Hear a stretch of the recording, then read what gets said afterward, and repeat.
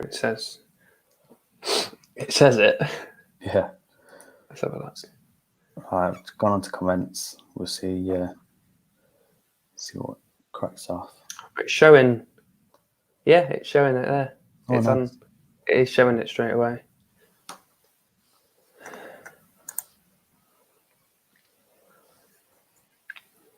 Right, it's showing up in the top corner, so we'll leave it a couple of minutes, I think, just to get some views. You all right, Barry?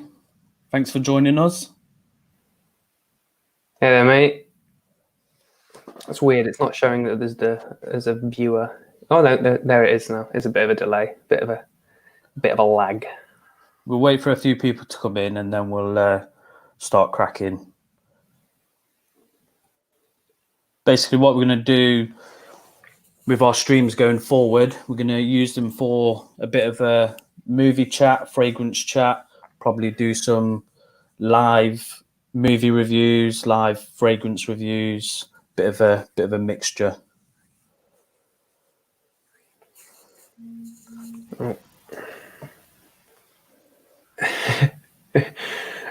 I just he's not put it on here. Just got a message from Andy. He's also watching as well. So all right, cool. Hey. What, me and Nick, Barry, two favorite things in one place. Hey, Tony's here. Yeah. How you doing, Tony? How's everyone? How's everyone enjoyed this week? And John? Evening, John. All right, John.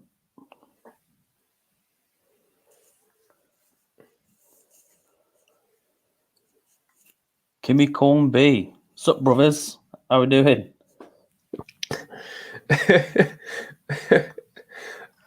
I'm sorry, I'm going to have to put that on there. Hang on a second.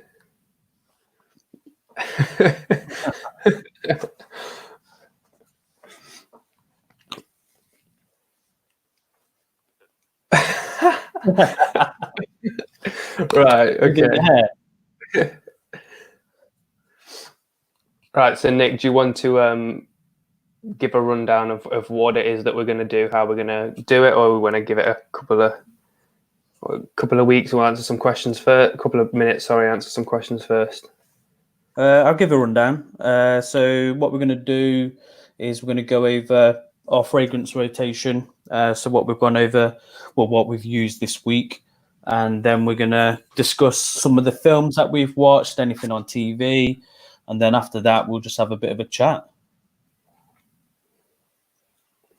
Looks like everyone's having a bit of a chat in the comments section. It's nice. Hey, Gary, you all right, mate?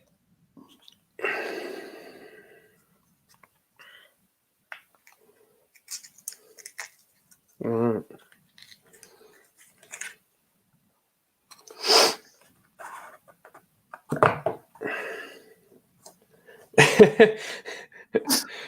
No brute tonight. Get a bit of Old Spice going on. Yeah. No brute. Alex, no brute.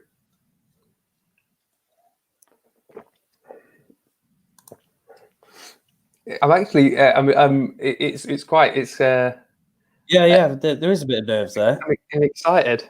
I'm a bit nervous, actually. Yeah. You don't know what to expect, and yeah, we'll just see how we go. We're trying to have a structure to it, just so it flows smoothly. So yeah, we'll see how it goes. Mm-hmm.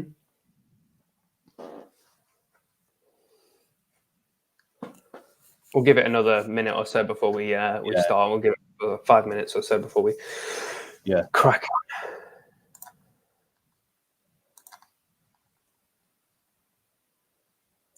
30-second film reviews.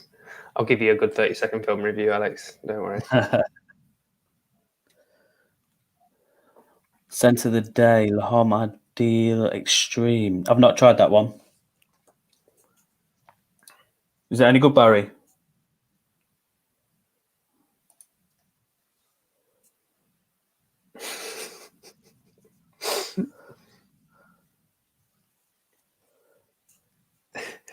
Just having a good old chin wagging in the comments. It's fine. Yeah. Cool. Do you want to start us off, Ant? Let's get cracking. Yeah, hang on a second. So there's been quite a few of the ones that I've been wearing in newer purchases, just because I wanted to kind of get a feel for what they're like. I've got them just here by the side of me in a second, so I can show you as well. But obviously because of the nicer weather, it's been nice to. Sorry, I just got distracted by the comments there. It's been nice to get a few freshies on the go rather than the what we're used to because of the colder weather. So one of the first ones that I've been reaching for quite a few times actually is I don't know if you'll be able to even see it on this webcam. It's Bentley for Men Azure, and it's really quite an aquatic, like marine-y kind of scent. Really, it's really quite nice. It's not. It's actually really quite nice. It's not like a super fresh, but it's quite like salty. It's quite marine, like I said, like a marine type vibe. So it's really nice just to kind of when the sun's out and you're just chilling out. It's really nice to put that on, and it's not like you can go quite heavy on the sprays on it as well. And it's not too overpowering, which is quite nice because a lot of the stuff that I've got, especially with them being kind of like colder weather scents, are really quite overpowering. But that one's really quite nice actually. So I've had that one on. Obviously, with us being working from home at the minute, home office, Nick's like all-time favourite Office for Men. It's just a beast. It's an absolute monster. Whereas the difference between this and that is like night and day almost, because this is like an absolute powerhouse. You overspray this, you're gonna kill a room. But I love it. I absolutely love it. Absolutely love it. And I also got Date as well. Interestingly, I don't like Date as much as Office. I think me and you agree on that one. But no, this is an absolute powerhouse. Yeah, fair Office, to be fair. Yeah, absolutely, every day. Also, kind of in the same vein as Office, I kind of get the exact same vibe from it. I say the exact same vibe, but Mont Blanc Explorer. It's the ambroxan kick. I think I can't get enough of that ambroxan boost. And this is just a very easy, it's a dumb reach really, because it smells good. Yeah. It performs really well. Like 2 or 3 sprays on this is going to last forever. And it's got quite popular, that one. Yeah, I love it. And you do get the Aventus-y type vibe from it. It's undeniable, but not. It's quite weird though, isn't it? Because it's like the absence of the pineapple replaced with the bergamot doesn't change it that much. Like you still get the majority of it is still quite there. Yes, Alex, Mont Blanc make pens too. Yes, they do. But they also make cracking fragrances as well. Speaking of Mont Blanc, another Mont Blanc on here, another just a freshie. Individual. Well, mate, can't get enough of that one. Yeah, can't get. I do like that one. The raspberry in that one is absolutely killer. It is killer. Yeah. And yeah. Sorry, the comments have distracted me. Yeah, it's absolutely killer. It is very, very similar to Creed's original Santal, though. It is very, other than the raspberry at the top, it's very, very similar. And I've just seen in the comments, Rosa Salas Vitor has joined us. I've actually got a few of yours in here, mate. So I'm just going to go over those now. Luna Caliente. So this is, from what I can remember, this is Luna Caliente is Spice Bomb. It's Rosa Salas's version of Spice Bomb, and it is absolutely banging as well. It's really, really creamy, which is really quite odd considering it's quite spicy.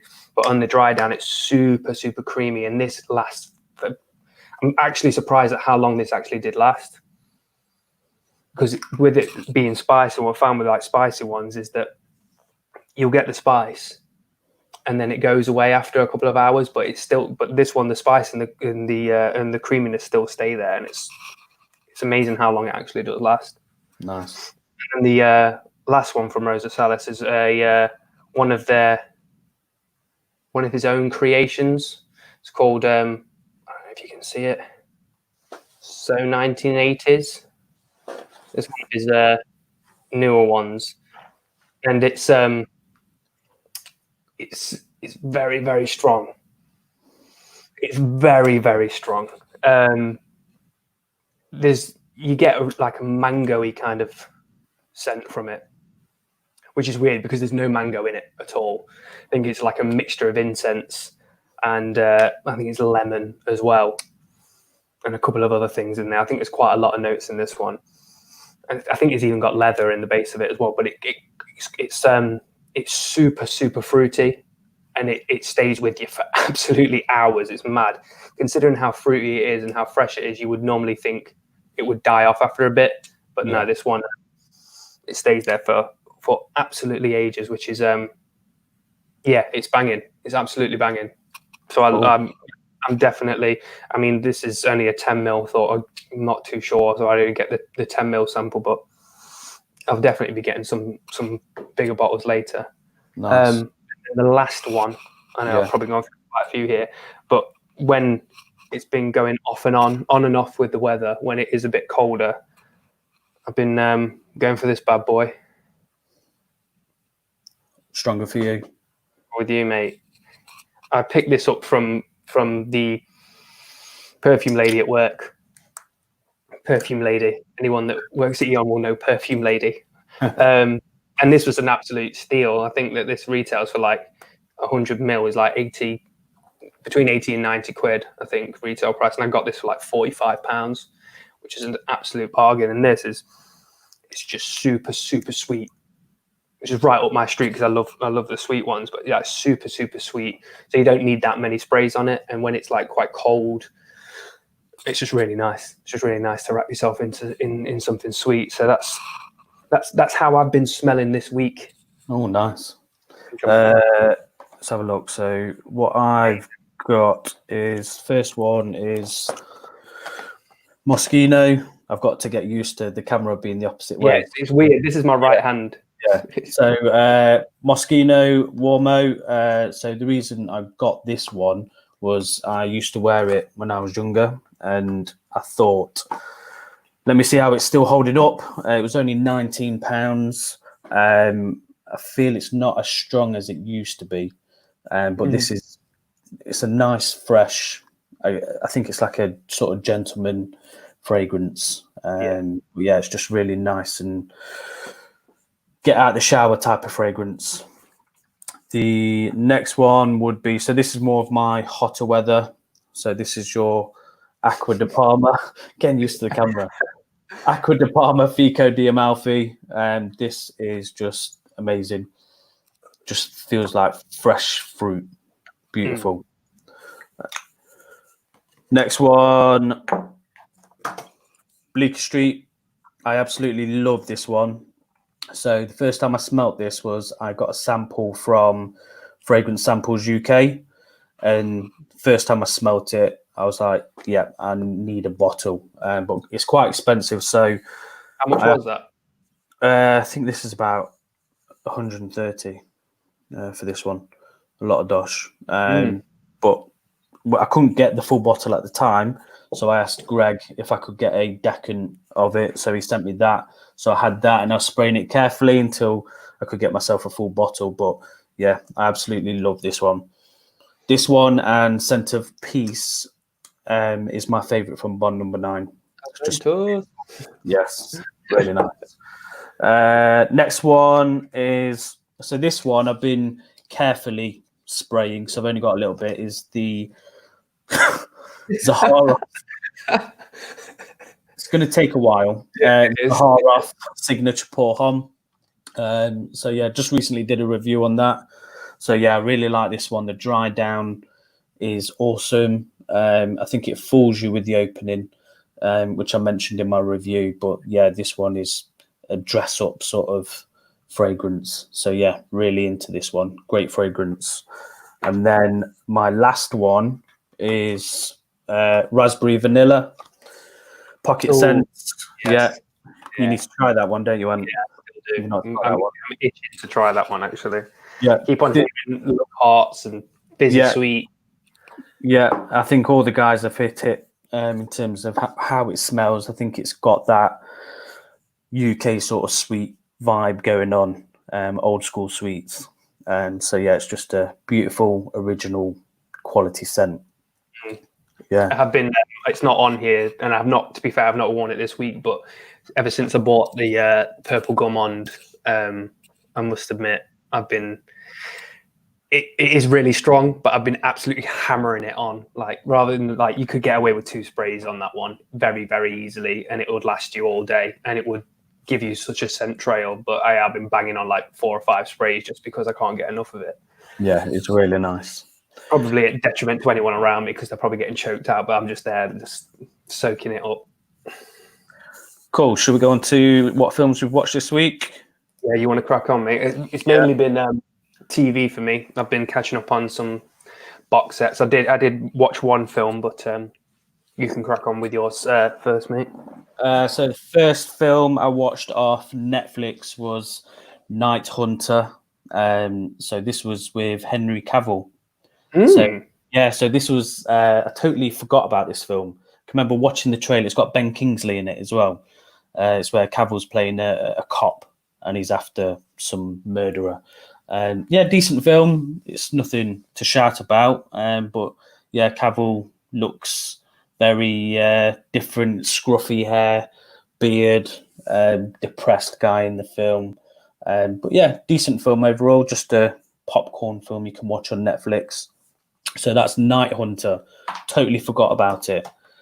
Next one was absolutely pants, but I put it on because I was bored and I just wanted to see how it held up. And that was Batman and Robin. And it was absolutely... Hang on.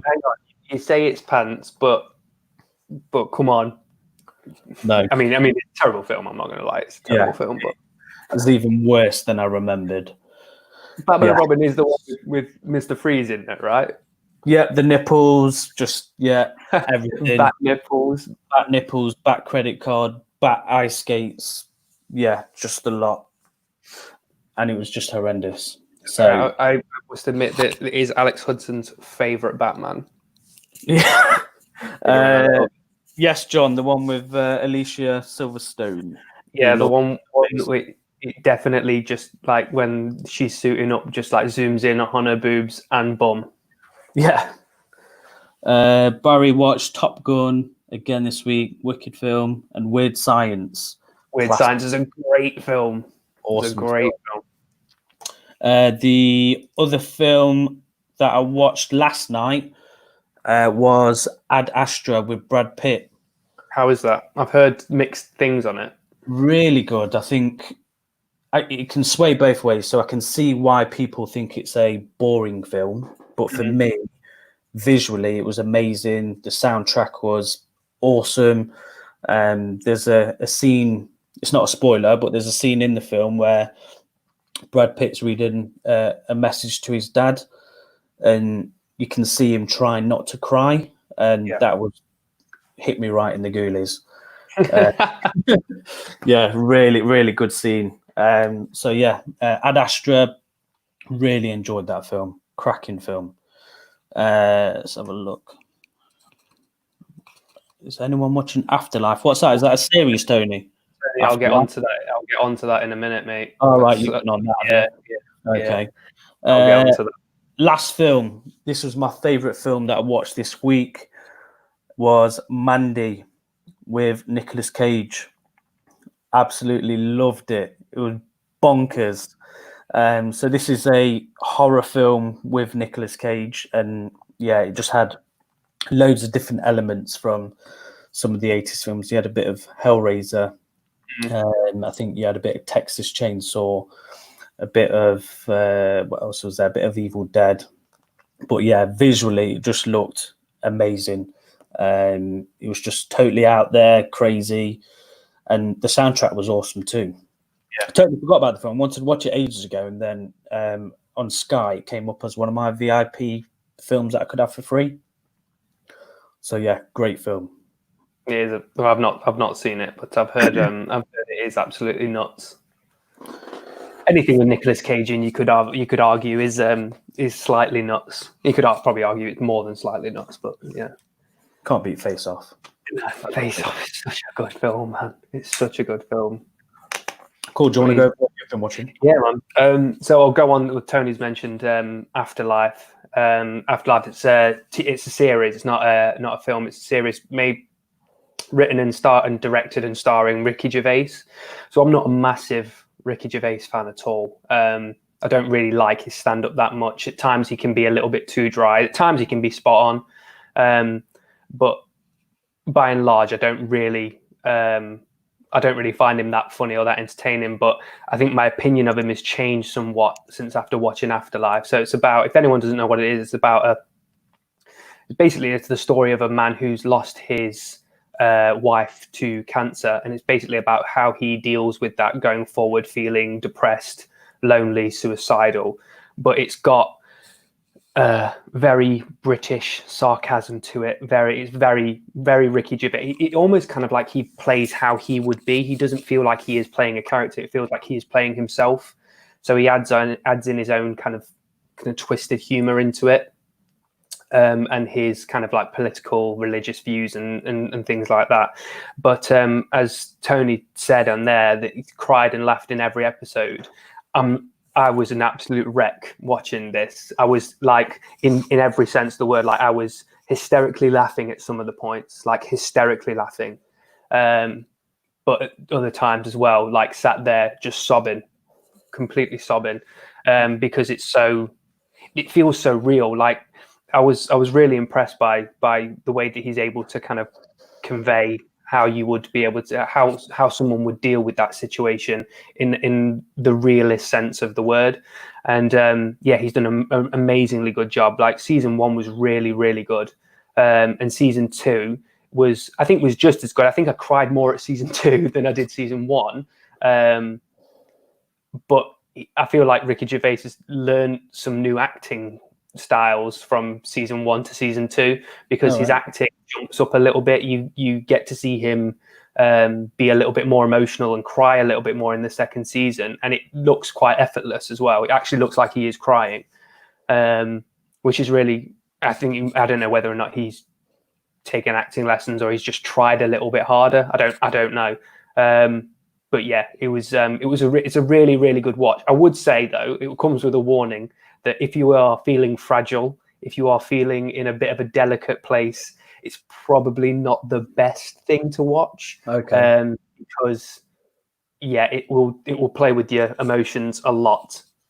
But very, very funny, very, very funny. If anyone's seen it, and I hope you all agree with me, but the psychiatrist in it is absolutely hilarious. He's just vulgar, and like a proper lads lad.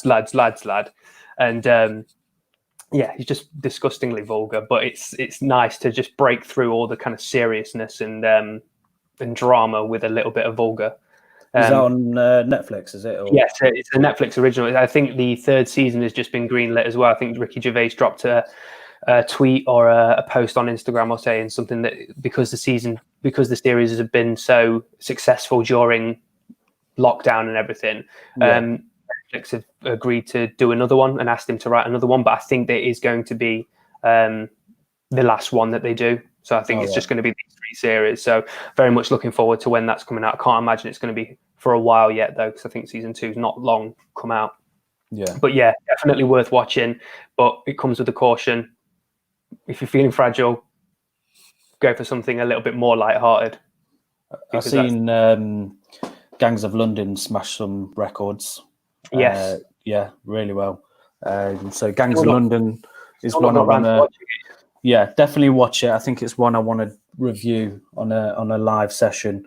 But yeah, I definitely want to review Gangs of London. I really, really enjoyed it. Yeah, I've heard really good things, and I'm really, really interested to see. I know you know because you've been watching it, but how the the influence from like the raid films and stuff like that are in it, because obviously there's a lot of I know there's a lot of hand-to-hand combat on it. Yeah. So really looking forward to that. Other thing that I've been watching again, another series. Oh, hang on a second. Let's just hold on a second here. Gary, your mate's a stuntman for Gangs of London. Oh, nice. Would definitely He must have got hurt a lot because it's brutal. we might circle around back to that when questions come around, Gary. So yeah, hold on to the end of it, because we might want to pick your brains a little bit about that. I know Nick will probably be chomping at the bit. Hang on a second. Yeah. So yeah, the last thing. Well, I say the last thing. One of the other things that I've been watching, it's actually just got to the end of season 4. Was Prison Break. So I posted on the on our Instagram channel a couple of weeks back that I've restarted watching Prison Break again, for anyone that's seen it all those years ago, and just got literally probably about half an hour before we came on, finished watching the last episode of season 4, where it probably should have ended rather than the season 5. I don't think it needs any much of an introduction. Prison Break, it's that old. People either know it or they've got no desire to watch it by now anyway. But I think anyone that has watched it all would probably agree that by season 4, the writing got a little bit sloppy, and it was just a case of let's just try and finish it just whilst we're on a little bit of a high. So first season, Barry, first season Prison Break was amazing. I agree. I really enjoy the first season. Really tense. Really quite dark, really quite funny. But yeah, season 2 was okay. Season 3, again, I feel like season 3 picked it up a little bit, even though it's a short season. It picked it up a little bit because it was back into a prison.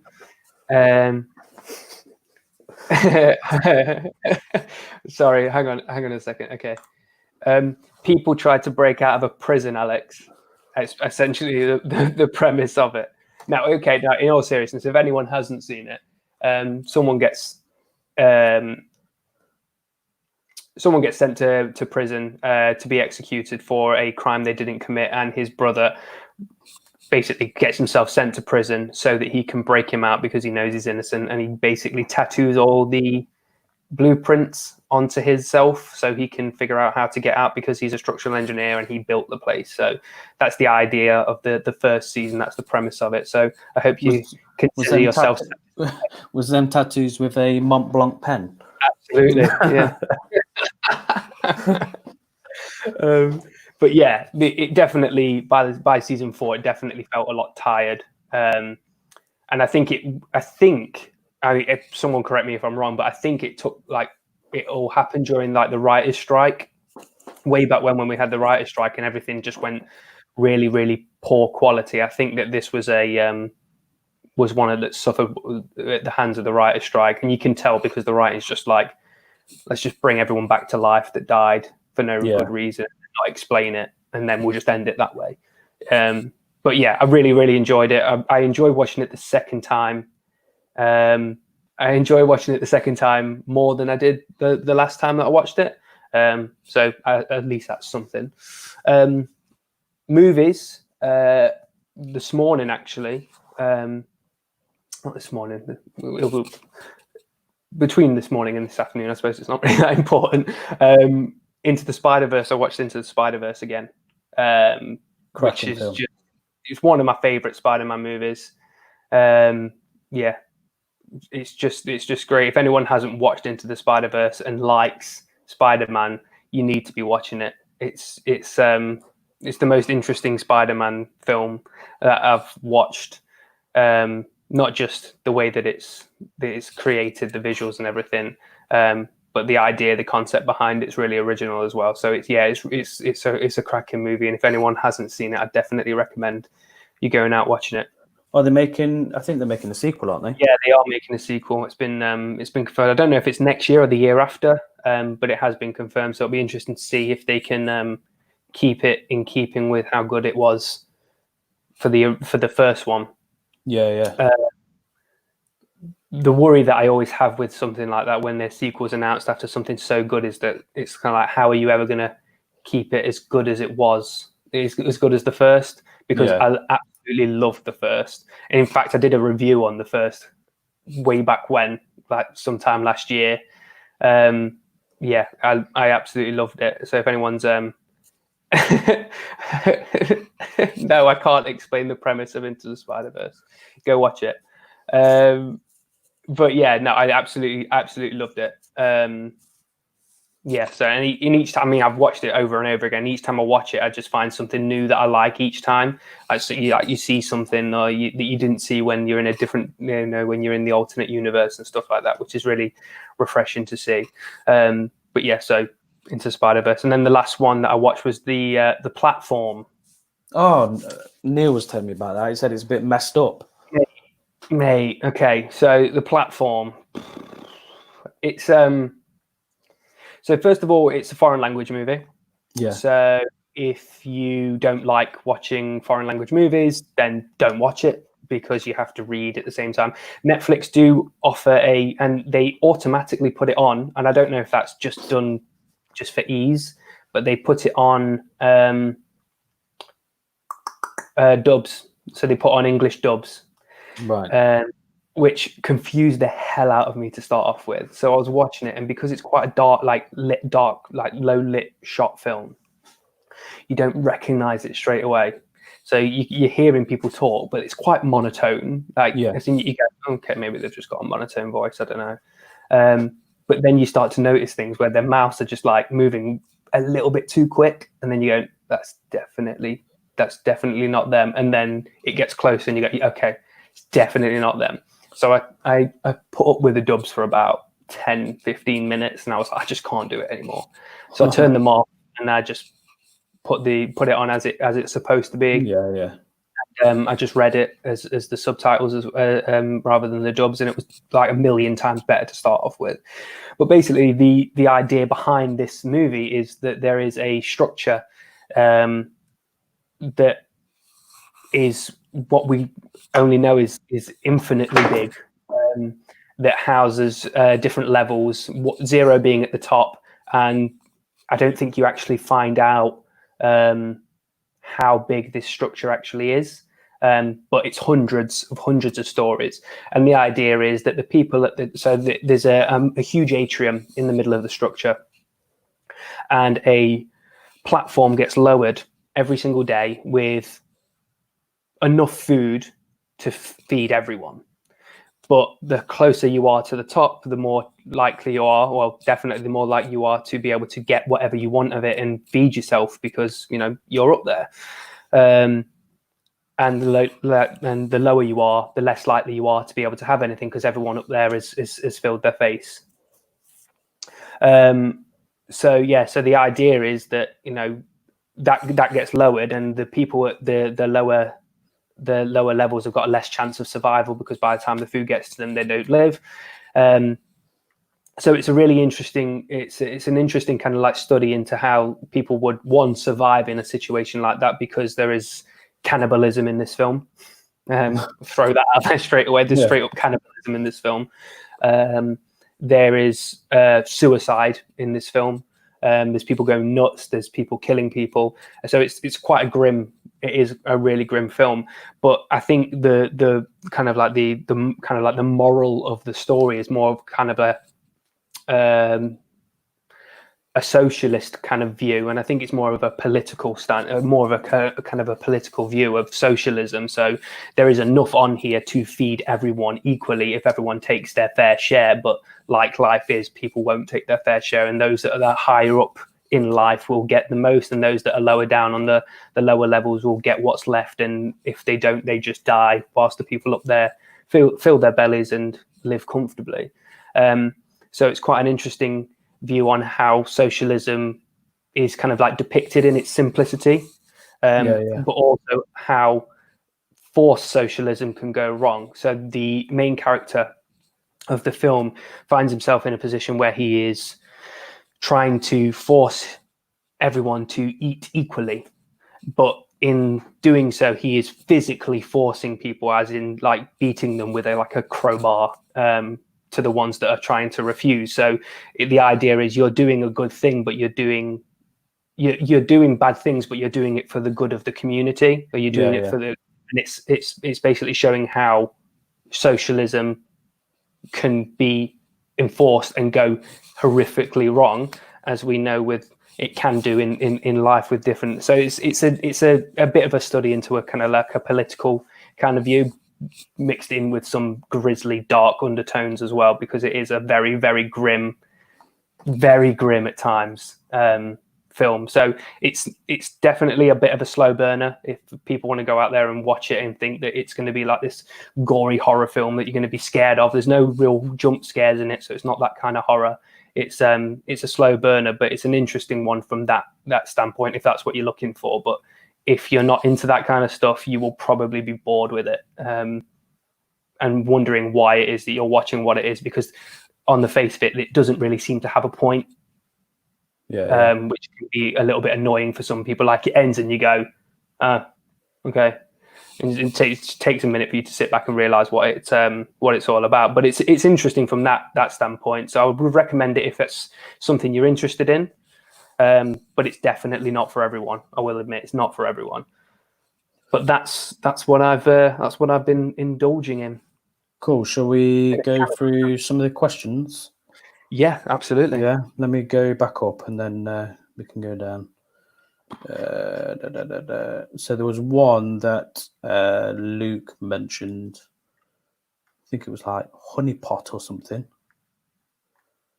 Honey pot. Yeah. Honey pot. Honey boy. Honey boy.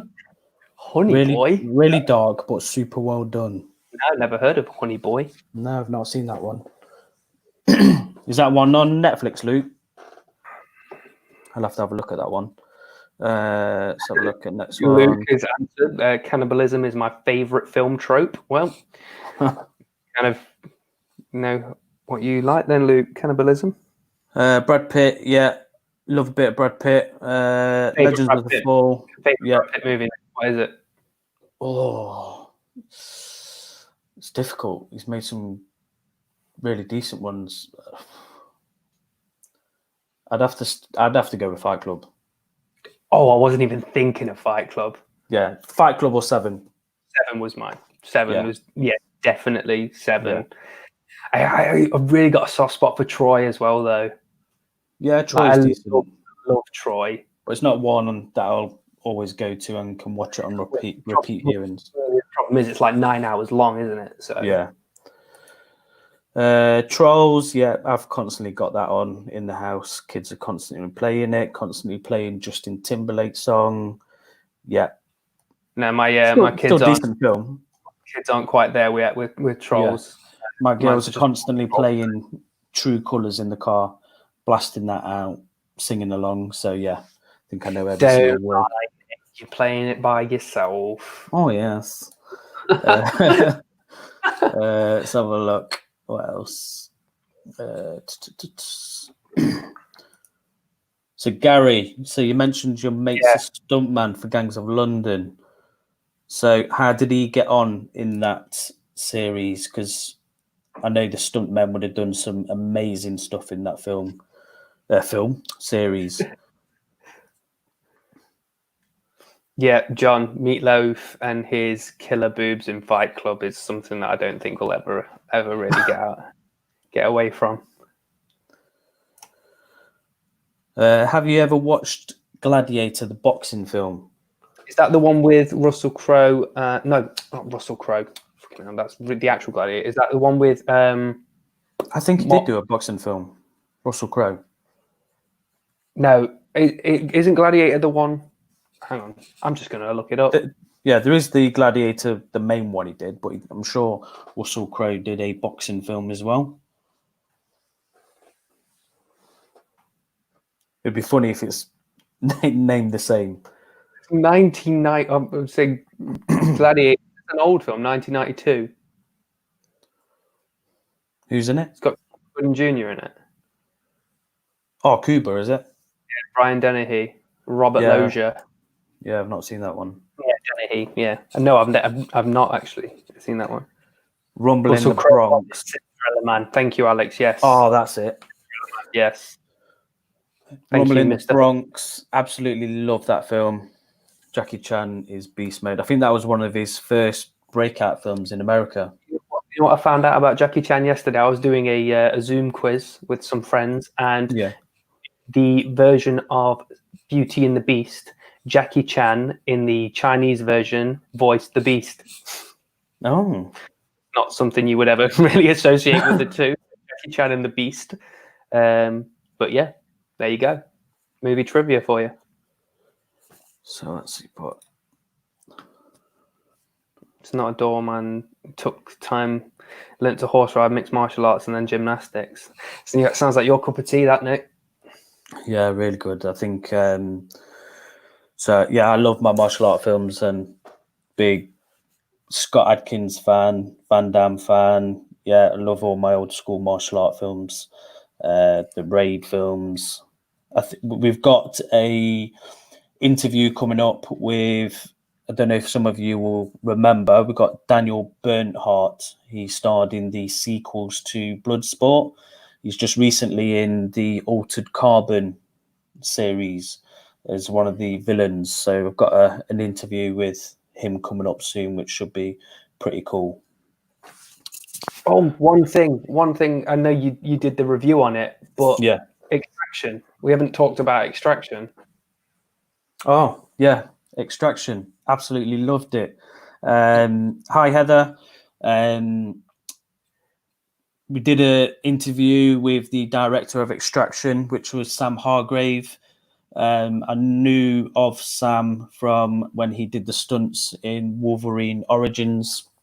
And then I've seen him work his way through the industry, especially on Atomic Blonde. He did a lot of the fight coordination for that film. So he's very much getting with the times now in terms of doing that Raid-esque, brutal, close-up fighting. Super brutal. It was yeah. so brutal, like over the top. It felt, Yeah. it almost like it was really, I really, really enjoyed it. Like super, like it was very, very, the plot was wafer thin, but yeah, it was just a take your brain out action movie. And it almost kind of reminded me of almost kind of like an 80s kind of action movie, because it's just one man takes on the world, as in most action movies from the 80s were. And the over the top violence and the gore with the violence, it just reminds me of like a Die Hard type of thing, where it's just over the top blood and ridiculousness. I loved it. I loved it all. Yeah, and that's what it was. It's nothing more, nothing less. And I think that's what I loved about it. I knew the action was going to be spot on. I think that one take scene. Oh yeah, that was really good. Well shot. Amazing. Obviously, it's not fully one take, but the way it blended together was amazing. I can see some talk about Kickboxer. Absolutely. Nick is not allowing anyone to talk about Kickboxer unless he's in the conversation. Them comments are not going away. Kickboxer, I must have watched on my VHS every single day. Slowed it down with the slow-mo so I could see how the kicks were done. Absolutely loved Kickboxer. Hang on, Kickboxer. Like Kickboxer, the one where he just like kicks the tree, the tree till his shin is raw. Yeah. Mad glass on the hands. The newer Kickboxer films are okay. It's nothing to shout about. I think the first one was pretty shite. I think, I think it's got 3 sequels on the back of it. Van Damme's also in it, and he's dubbed, and it's horrendous. Van Damme does need dubs at the best of times, though, to be fair. Let's be honest. Or subtitles, at least. Yeah. Favorite fight scene? Is this in Kickboxer, or is this in general? Because I have some favorite fight scenes from the Raid movies. It man, Gary, that 10-man fight, that's definitely up there as one of my favorite fight scenes. Absolutely love that. Another good fight scene, Old Boy, corridor fight scene in Old Boy is absolutely banging. Absolutely banging. But I think my favorite kind of like modern day fight scene is Raid 2, the fight in the kitchen at the end. Oh yeah. It just because it keeps on going on, just keeps on getting more tense. Like you just feel yourself getting to the edge of your seat each time. I think it's just great. Nico Ace in that is an absolute unit.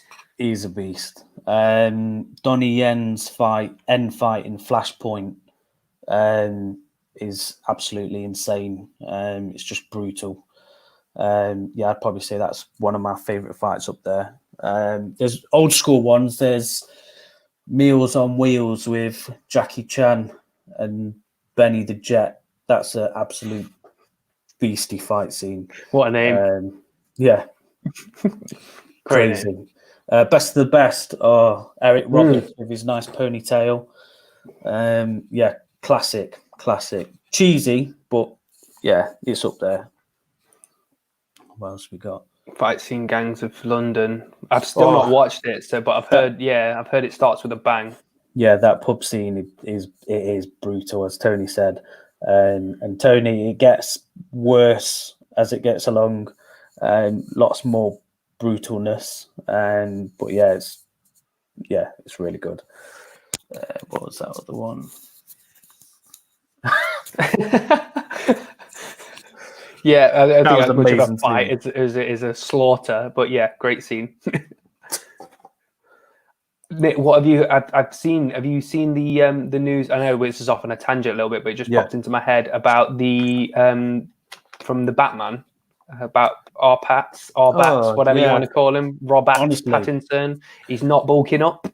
He's trolled them, and they're all going crazy. So? Yeah, definitely. Do you think so? He's just having a laugh in the interview. He's definitely training. He's just having fun. I think everyone's just gone a bit crazy. There was John Campier, who's the massive movie reviewer. He went absolutely crazy in his review, just going, "Oh, why is he not bulking up? They're paying you so much money." It's like, "Oh, shut up!" Because they wrote him a training plan and a meal plan and everything, didn't they? Yeah, and he's saying that he's not. He's saying that he's not sticking to it because that's what everyone does, and it's not a healthy lifestyle to try to aim for. I think he comes off the back of the Eternals. What was his name? He beefed up massively for the Eternals, and he came out basically saying that it's not a healthy lifestyle. It's not something that you should be trying to obtain, like a body that you should to attain to, because it's just a miserable lifestyle to get your body to this kind of level. Well, he's not a guy who's going to be huge anyway. So I can't ever imagine Pattinson being like a bulky, because he's quite a slim kind of guy, isn't he? Well, Keaton didn't need to be massive, and he was good. So yeah, as long as the suit is. Yeah, I think it's mainly from. I think where this all comes from is Christian Bale and Affleck, really, isn't it? Because Bale bulked up like crazy amounts for Batman. Yeah. And it was from, God, what film was he in where he was like super, super skinny? Machinist. Yes. So he went from that to Batman.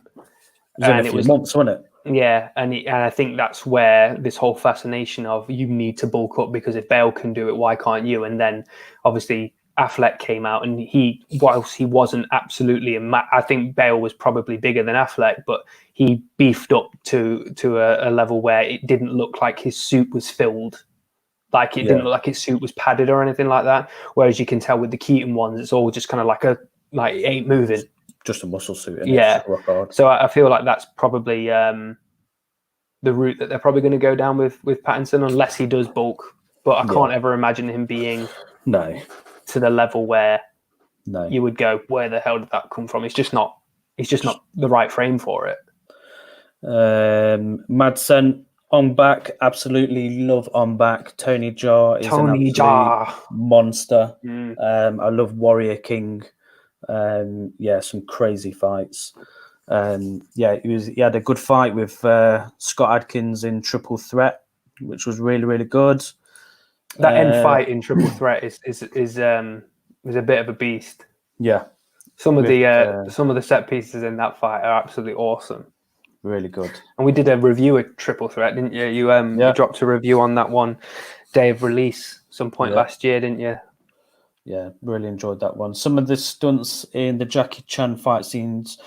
Jackie Chan is number one. I think back in the day, he was death wish, mate. He's just got a death wish. Like he just doesn't care. Like he'll just do it with a smile on his face and then do it again and again. Yeah, he's definitely number one in terms of stunts and how he took it to the next level for them type of films. Gangs of New York, Mate, Gangs of New York is such a good film. It's solid film. such a good film.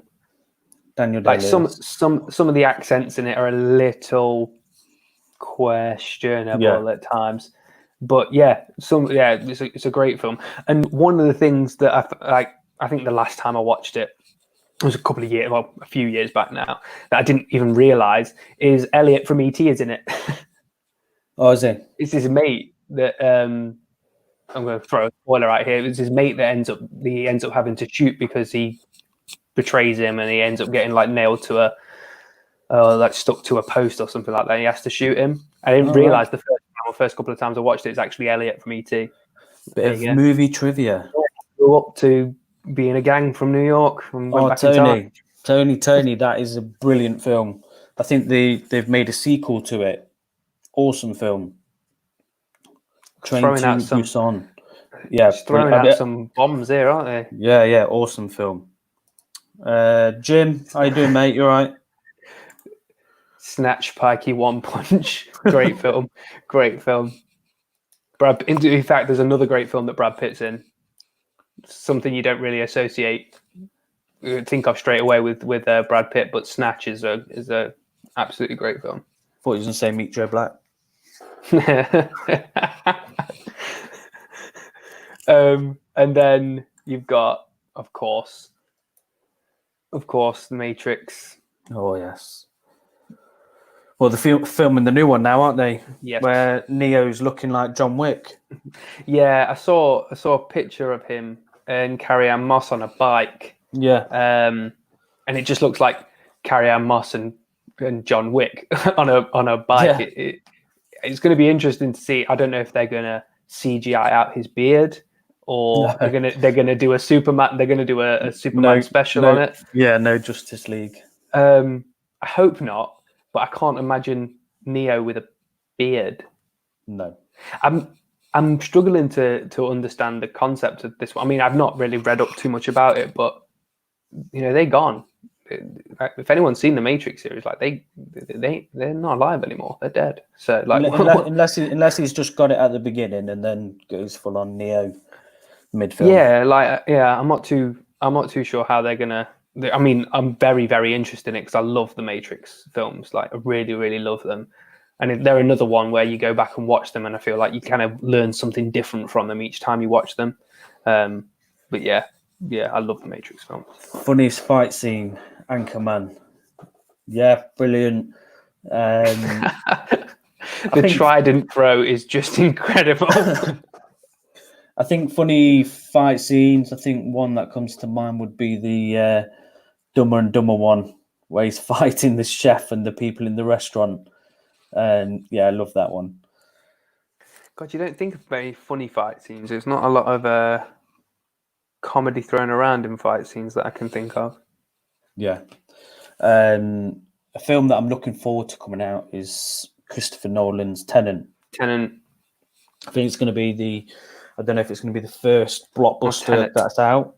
I think it's the first one. But yeah, it looks a bit weird, time travel-ish sort of setting going on. We'll see how that film. What film are you looking forward to most? Me? Yeah. Oh, there's a few, mate. There are a few.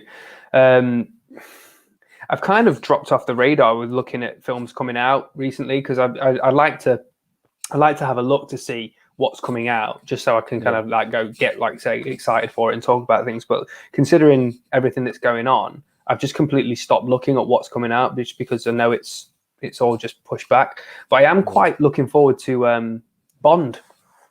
Yeah. Funnily enough, like I didn't, and the reason I say that is that's True Lies, Tony. True Lies, the Arnold. But yeah, I didn't really enjoy Spectre that much, like at all, for Bond. But from what I've seen of the new one, it looks pretty decent, and it's got Rami Malek in it as well. And I love a bit of Rami Malek, except when he is in Bohemian. I mean, I actually liked him in Bohemian Rhapsody. I just didn't like the film. Yeah. I think I was quite vocal about the fact that I didn't like that film. But I loved him in it, and I love him in pretty much anything that I've seen him in. Really, Yeah. he's in. Have you seen it? He's in the Need for Speed film. Yeah. The Need for like Yeah. I even liked him in that, and that film is argued it's questionable whether or not it should have been made, but he was even good in that. So I quite like him. So it'll be interesting to see him as a villain as well, because he's usually quite a nice, funny kind of guy. Yeah. So it'll be interesting to see what he's like as a villain. So I'm quite looking forward to Bond. Yeah. Yeah, True Romance is an awesome film. So that's one of my favourites with, like you said, Patricia Arquette. It's got a crazy cast in it. Brad Pitt's in that one. Christopher Walken, Dennis Hopper. Yeah. And yeah, like you said, that fight scene is awesome. Brutal, not nice to watch, but yeah, brilliant fight scene. California, oh my God, that is an awesome film. Have you seen that, Ant? It's one of Brad Pitt's early films where he's like a serial killer with Juliette Lewis. No. And David Duchovny from X-Files. Yeah, really good. Duchovny. Yeah, Brad Pitt is a psycho in that film. Luke, I heard different. I heard some things were CGI'd out of that film. Yeah, I've not subject myself to it, because when I saw the trailer for Cats, it frightened me to the depths of my soul. It scared the living crap out of me. Like, it looked so weird, and it just got stranger and stranger as I watched it. So yeah, I'm not watching that. It's also who's the singer in it? All I keep seeing is him in the paper. We're talking about his massive schlong. Oh, Derulo. Yeah, Jason Derulo. Yeah. There's a lot of people in that film, and considering how like the size of the cast, it's quite shocking that it flopped that much. Yeah. The zombie film with Brad Pitt, World War. Was he, mate? Was he? Yeah. Yeah. I think they were going to make a sequel to it, but then obviously it didn't do that well, the first one, did it?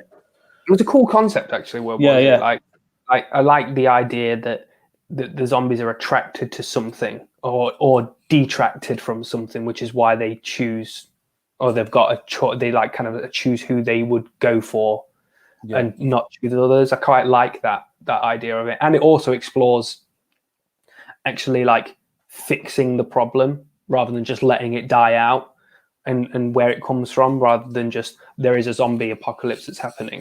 So I love zombie films. Like, I stayed with The Walking Dead for a while before it started to get a little bit Hollywood. One of my favorite zombie films is the 30 Days. Oh yeah, 30 Days of Night. Yeah, love that film with Josh Hartnett. Yeah, I really like that one. That's one of my that's really good. One of my favorite ones. Yeah.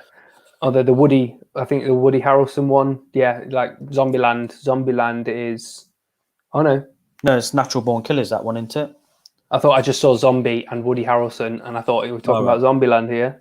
I think that's Natural Born Killers, that one that Heather's talking about. But yeah, Zombieland is one of my favorite zombie movies of all time. I absolutely love Zombieland. I love soundtracks, Barry. I've got quite a lot on my phone. I like to listen to them when I'm going to work or having a workout. One of my favourite ones that I love is the Hans Zimmer's Man of Steel one. I love that one. Just gets you G'd up for Superman. Yeah, I love it.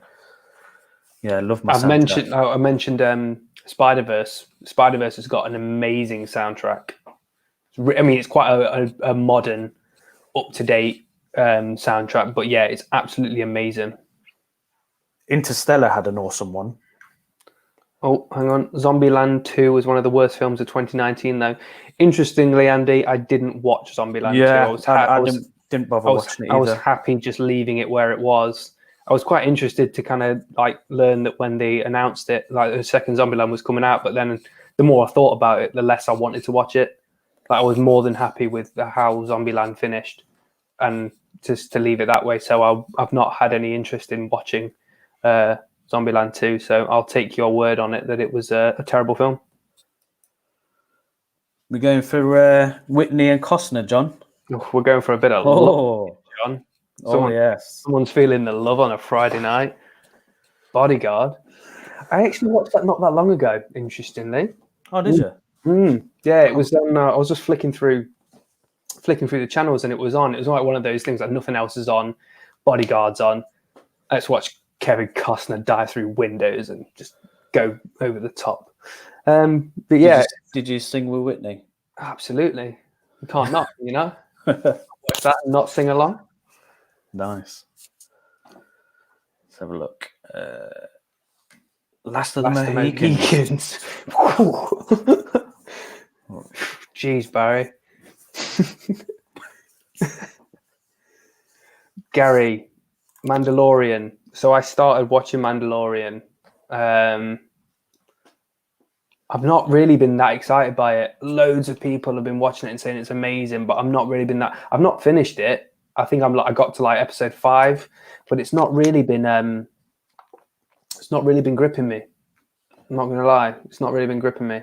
I think Disney Plus was the right waste of money. They've not been putting any decent content on there, have they? I mean, I was so annoyed when it was released and Mandalorian wasn't there in its entirety to start off with. Let's just get that one. Let's get that cat out of the bag, right? I am not happy about that Disney Plus. Tony, he's had a few. He's been on Shandy's. Yeah,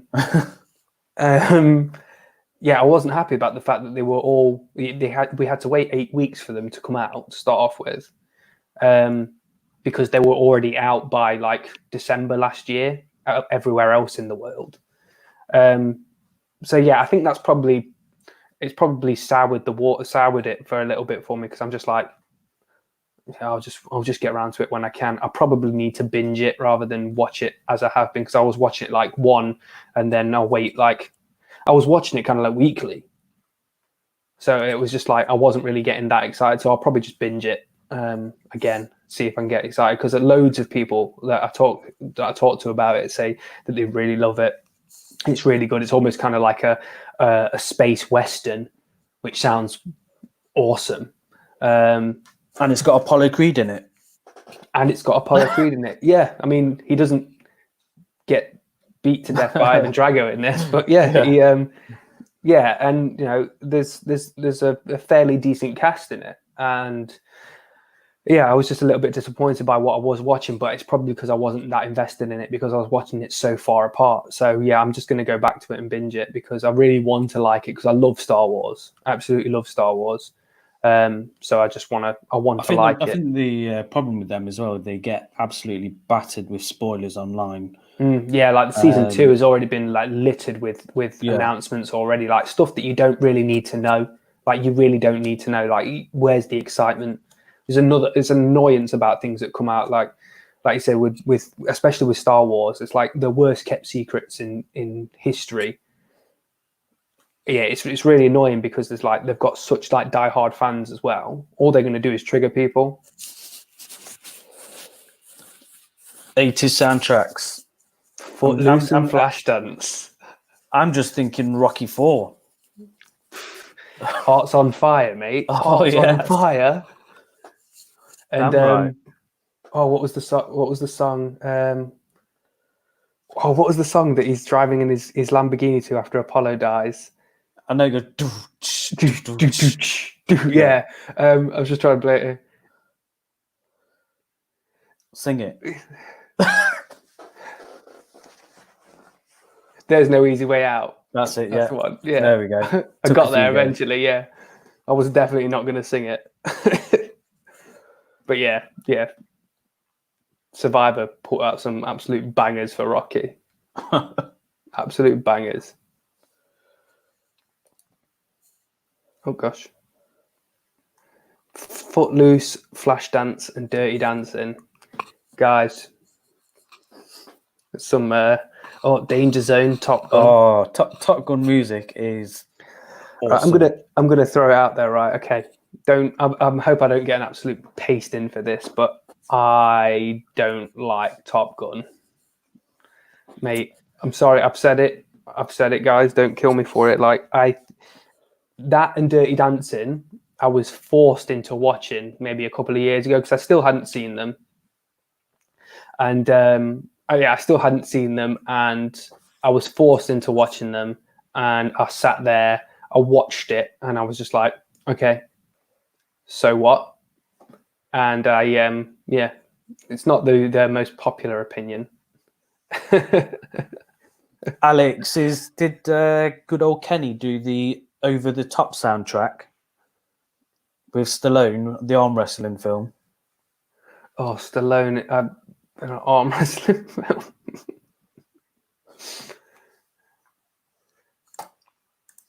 I'm sorry, Barry. I'm sorry, mate.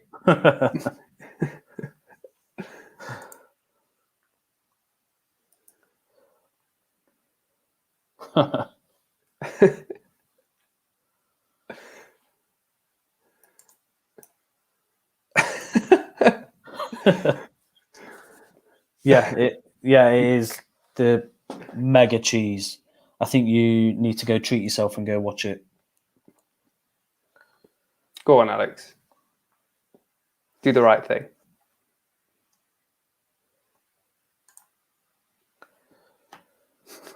The soundtrack for, I'm going back to Top Gun. The soundtrack for the new trailer and where he shot off, absolutely. I was like, oh my God, yes, bring it back. And I think the new film is going to be insane because he's flying the planes. I'll watch the new film. Don't get me wrong, I will watch it. Just because I want to see what Tom Cruise is willing to put himself through, just to kind of get a film out. Because I'm very much of the opinion that Tom Cruise will die on a film set one day.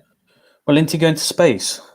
I've heard him and Elon Musk are trying to create a movie or something like that. Yeah, don't know how that's going to happen, and I think they're splitting the new Mission Impossible films into two. So I think they filmed it all, but then chopping it into two, I believe. I think that as long as there's air in Tom Cruise's lungs, there will be a Mission Impossible film in production. Yeah, definitely. Speaking of Mission Impossible, I must admit the last couple of Mission Impossibles have been absolute bangers. Though Fallout was an absolute beast. Cavill was a monster. I love the new one. That bathroom, going back to fight scenes, that bathroom fight scene is it's so rough. It's so hard. Like you feel the punches, you feel the hits. Although I think I watched a video on YouTube of I think it was like the stunt. You know the people that do the special effects guys. I think it's Corridor Crew showing the floors and and you hit you see a guy get thrown onto the floor and you actually see the padding kind of move up over him. Yeah, I need to look out for that, but I thought it was quite funny. Beverly Hills, awesome films. Mate, absolutely love it. Beverly Hills Cop 3 is one of my favourite. Well, it is my favourite Beverly Hills Cop film. Eddie Murphy just needs to sort himself out and bring some more films out. Absolutely love. I know he released a new one on Netflix, but I've not watched it yet. Some very interesting talk.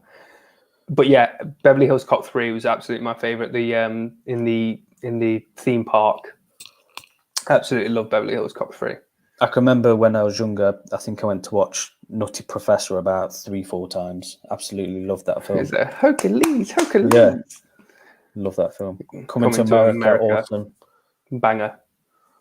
Absolutely. Doing a sequel, aren't they? Are they? Yeah, I think Wesley Snipes is in it as well. He probably needs to get some more work, really, Wesley Snipes, doesn't he? Yeah. He's not going to be doing Blade now, is he? So No, he's not. So no. I'm really interested in what they're going to do with Blade. Really interested. Yeah, because they can't go R-rated with him, can they? I don't know. No, I don't think Disney. I don't know if Disney won't go R-rated. But they just have to. I know that they probably won't, but they just have to look at the success of the Netflix originals, like Daredevil, Luke Cage, Jessica Jones, they just have to look at the success of those to kind of go, well, actually, yeah, we probably could get away with doing this, because there's like Luke Cage is definitely R-rated for the swearing that's in it. Yeah. Daredevil is gritty and as all hell. Like, you can get away with that kind of stuff, and I think that's what you need for Blade. You can't have a vampire and not show graphic nature. You just can't. Yeah. So at least it's either going to be amazing or it's going to be shocking. It'll either be one of the two, and I'm hoping it's going to be the amazing. Favorite actor who's played James Bond? I'm Nick. You go first. Well, I'm torn because I like the modern day-ness of Daniel Craig, because he's sort of within our era, so I think we can relate to it a little bit more. But I do also like Sean Connery, so I think for me they're sort of joint, Sean Connery. But I didn't mind. I know he was short-lived, but I thought Timothy Dalton wasn't too bad. So I'm of the opinion that your favorite Bond, well, it's true for me. My favorite Bond is my first Bond, and it's probably the same with most people. So the first person you saw as James Bond will naturally resonate for you as your Bond. So for me, it's Pierce Brosnan. Like, every time I see Pierce Brosnan, even if he's not in James Bond, I go, it's James Bond. No matter what he's in. I watch Mrs. Doubtfire. He's in that. It's James Bond. I just see him. So everyone else that comes after him, or even everyone that's came before him, it's just not James Bond. My James Bond is Pierce Brosnan, and he, for me, embodies James Bond. Like, his quips, his mannerisms, his Britishness, it's all James Bond. So yeah, Pierce Brosnan for me. Who's everyone else's James Bond? Looks like Moore's a bit of a big favourite. Roger Moore. The films are good with Moore. I really like the films. You know what you're getting with a Bond movie, don't you? Yeah. Especially Bond movies of that generation, of that time. You know what you're going to get with Bond. I feel like they've only started to kind of like amp up to a different level now because of how filmmaking is going. One of my favorite Bond movies, Skyfall, and with that, like, yeah, Daniel Craig is great in it, but like Skyfall was just, I loved it. I think I went to the cinema about 3 or 4 times to see Skyfall. I think Bond is a bit like Batman. You've got your different versions of the character for your different likes, really. So I think, he's a bit of a. We're getting mixed opinions here. You got Moore and Craig, Daniel Craig, Sean Connery, Daniel Craig, Dalton, Moore.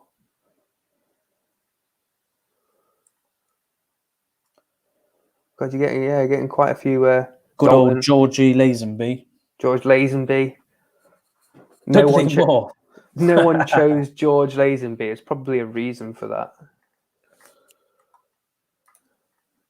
Keeping Deadpool R-rated. I don't think I think it'll be borderline. So do you think that, because obviously just won't make it? So they've confirmed his inclusion in the MCU now, haven't they? It's been all but confirmed, right? Yeah. So do you think that it's going to be him being put into other films or other people being put into his films? I think it'll be like Iron Man. He'll pop up in different films. So, and the reason I asked that is because I think if you keep Deadpool as the main focus, so people coming into his films, so let's say he's in a Deadpool movie and he gets X-Men, some of the X-Men in there, I think that you could get away with the R-rated because it's his film. Yeah. The problem is that when you then introduce him into other people's films, you can't make it R-rated solely for the inclusion of Deadpool, because it then becomes a Deadpool thing, which is why I think it probably won't work with him, like you said, being like an Iron Man type, because he'll be moving around, but he won't be able to be himself. Yeah. He won't be able to be the Deadpool that we know, because he won't be able to swear. Just straight up won't even be able to swear, which is impossible for him. And they'll just probably bleep it. Unless they bleep it, but that's going to get tired really quickly. Like you'll probably take one movie of that and go, yeah, okay. Second time they do that, third, it will get old. So I want others to come into his film rather than him to go into others, because I think that then they might be able to get away with it. There's no way that they can be able to put another Deadpool movie out that's not R-rated. I just don't think it'll work. I just don't think you can do it. Grace Jones. I know she was dating Mr. Dolph Lundgren back in the day. And I think she in. I think she was in either Conan the Barbarian or she was in Red Sonja. I think in one of them old Schwarzenegger films. But I know she was in the Bond film with Dolph.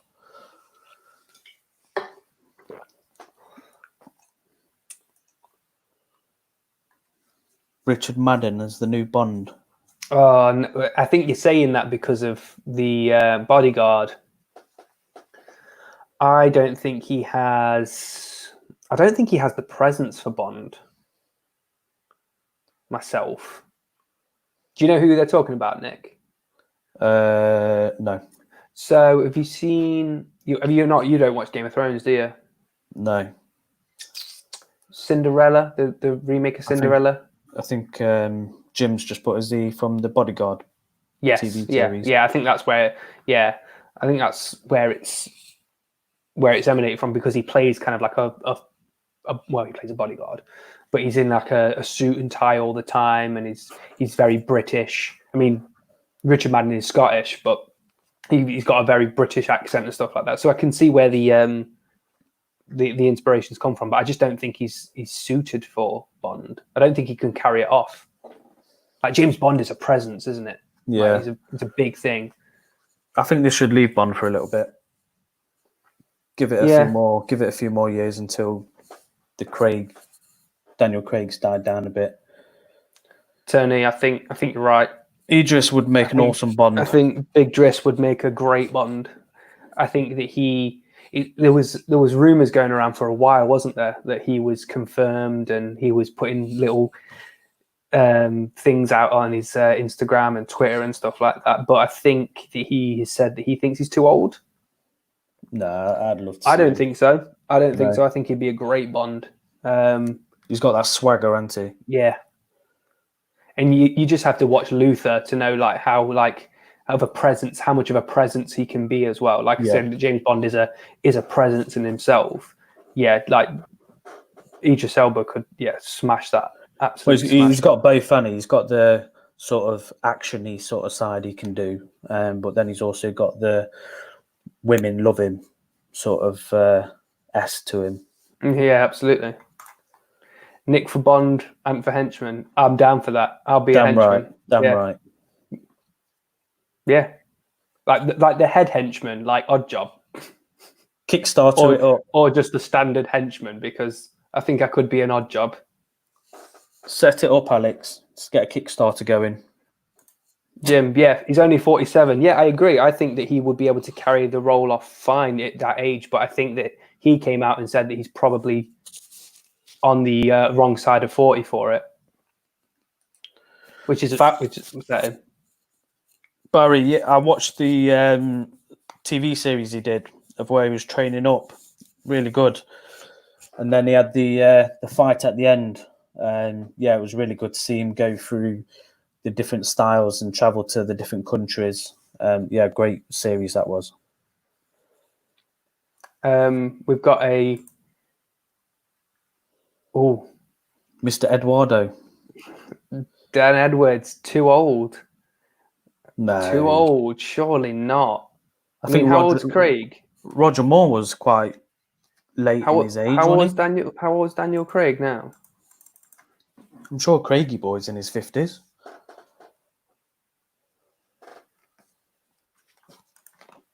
He's 52. Daniel Craig's 52, so I wasn't 52 when he did Casino Royale, don't get me wrong, but that was probably the deal breaker there, Jim. I'm not gonna lie. He says that I'm probably too old, but it's there. Yeah, you're in Cats, mate. So to be fair, probably not a lot of people have seen him in it because they've probably not watched it. So he's probably lucky, to be fair. Yeah. Oh, we have a request.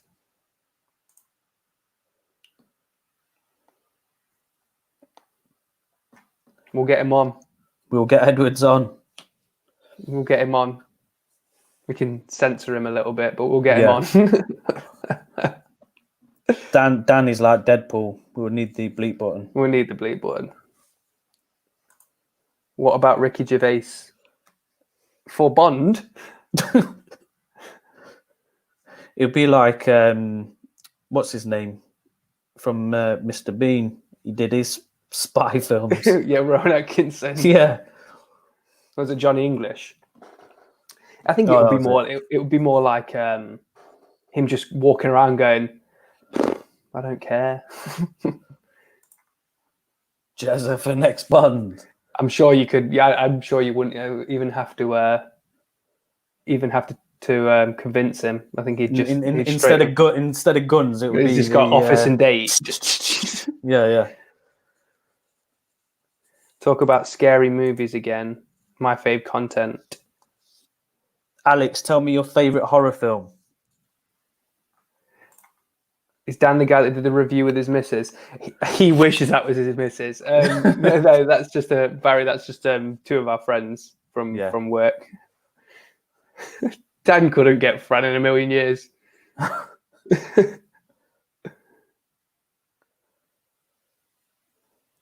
Yeah, Alex, come on, give me your favorite scary movie.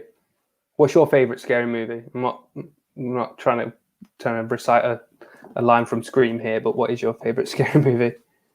The Burning. I've not heard of that one. Would you class?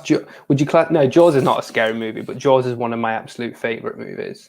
I think it's classed as a horror. I think some people would class it as a scary movie, but Jaws is absolutely my. Yeah. I think it's my favorite movie of all time. We did a horror week last year where we went over some of our favorite horror films. Yes, we did. So we went over. I think we went over Scream. Dan did Scream. Yeah. You did Blair Witch. I did Saw 2. I think I did Saw 2. Street as we well. did Nightmare on Elm Street. Yeah. So if you haven't checked them out already, go back and check them out. Video Nasty back in the 70s. Would it still look as brutal now if someone was to watch it? Okay, Alex. Alex has replied here. Raw. See, Alex, I started watching Raw. I don't know why I turned it off. I just think I wasn't in the mood for it, but I've heard it's pretty incredible. Like a lot of cannibalism going on in that. The Babadook, didn't like it. I liked the Babadook. It had a bit of I don't know.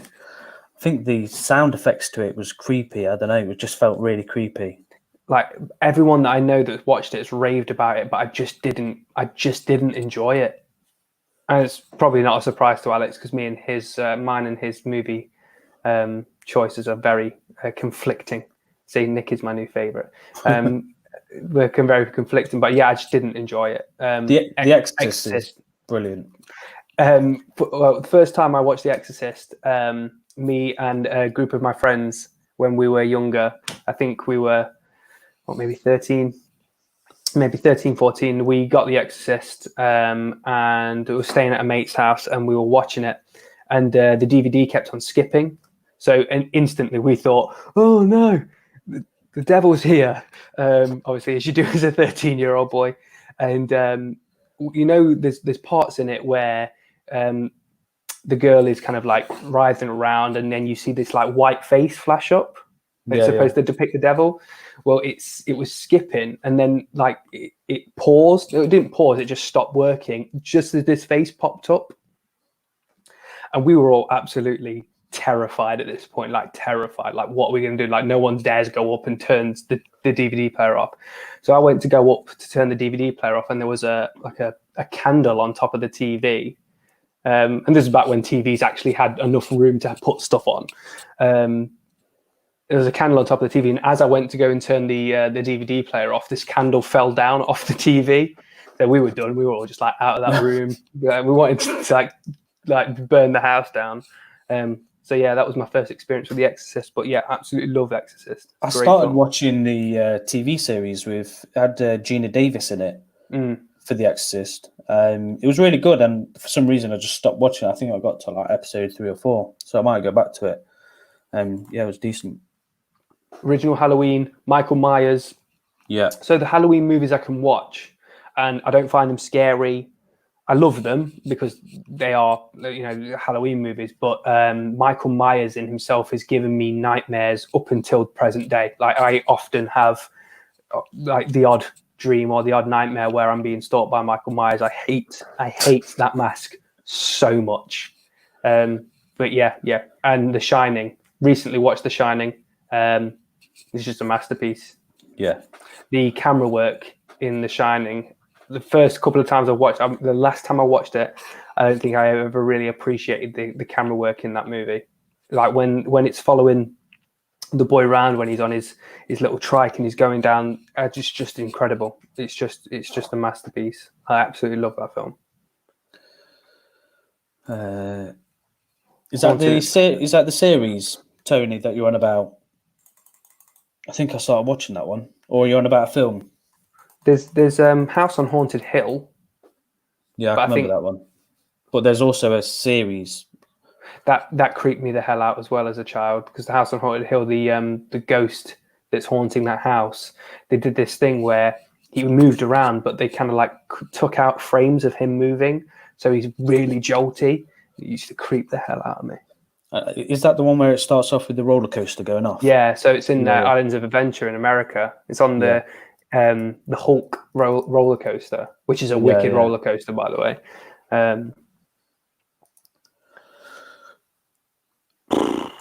Well, Gibson's Max for me, but the new Mad Max film is one of the best action films in a very long time. Yeah, so Gibson is Mad Max, agreed, but I think Tom Hardy played someone that wasn't Mad Max. It was like that movie was set in the world of Mad Max, but I don't feel like he could class himself as a Mad Max because I don't feel it focused on him enough in that movie. Yeah. Great action movie, and some of the visuals in that movie are absolutely stunning. You know, when I watched that in the cinema, the music when they're having the chases, insane. I was like so pumped when I was watching it. I'm so glad that I got to watch that in IMAX because it was immense. It was immense. I think I've still got some of the soundtracks on my phone. Jeepers Creepers. Number two. For me, I like Jeepers Creepers. I think when it got halfway and then it sort of switched. So I think I loved the first half of the film. Yeah. But then the direction it went in, I didn't really like it. Yeah. Jeepers Creepers 1, I would agree. About halfway through, I was kind of like, what the hell are we watching? But number 2, I love Jeepers Creepers number 2. Number 3, I've not watched, but I think there's some questionable... I think a lot of people have refrained from watching it because of the director. I think the director is a convicted sex offender or something like that. I thought he was going to say scarecrow. He's a convicted scarecrow. Yeah. I think he's a convicted sex offender. So people are like not watching it on principle. It's not a bad thing considering he's a sex offender. But Jim, enjoy your Thai takeaway. Yes, thanks for popping by.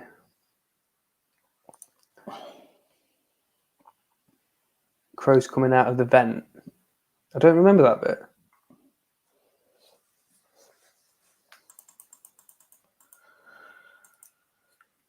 DVD. I'm 30, mate. Was you not around when VHS was around? Yeah, of course I was. Yeah, I mean that was like when I was like young. Yeah. Yeah, DVDs probably came around when I was about, maybe like 10, maybe. I don't know. How old are DVDs? Quite a while. Yeah, I mean, anyway. Dan knows about the Crows. The Crows shit me up. The Crows. I think he's on about the Jeepers Creepers scene. Oh right, I was saying like what? Nightmare on Elm Street creeped me out big time. Struggled to sleep for Barry, ages. I'm a massive Freddy fan, and I agree. Freddy shit me up. I think, especially the first one.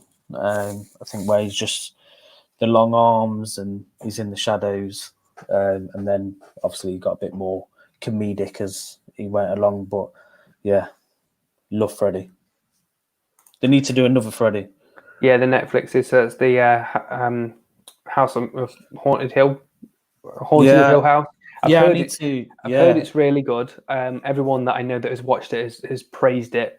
I need to watch it, and I know that they're doing a second one. I think it's the Haunting of Blythe Manor or something like that. And I've heard that that's going to be even scarier than the first one.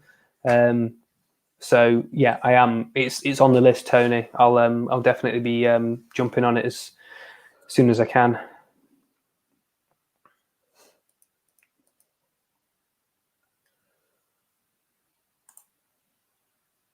Did anyone own a Laserdisc player? Dan might have. Throw in some shade there at Edwards. Yeah. Oh boy, Edwards, me. The original Salem's Lot. I never watched that one. No, me neither. I heard about it. Okay, Tony, Eden Lake. Is that the one with Jack O'Connell? Is it Jack O'Connell in it? And it's got Fassbender in it as well. I'm pretty sure it's that one because that film is messed up. That film is so messed up. Have you seen it, Nick? I get confused with there's two films where they got a similar name. Is that where the couple's in there and they're sort of torturing them? Hoodies in the woods. It's when it's like kids and there's a couple in there and then they terrorize them and they end up torturing them. Really good film. It's messed up. They put a Stanley knife in his mouth and just that was it. And then burn him alive. It's not a happy ending film either, is it? No, it's not. I think, she ends up finding she finds this house, Yeah. And then it's the parents of those kids that they've accidentally killed one of them. Yeah, it's messed up. Yeah, really good film that was. Yeah, it's not something that I think I remember when I watched the torture scene, it actually made me feel a little uneasy. I think it's the first time in a while that I've watched something where I'd kind of gone, do I really want to watch any more of this? Yeah, that scene where he comes out the wall, that was definitely creepy. And I think where he was chucking the stones out the window and just shouting her name and you couldn't see him, that was creepy as.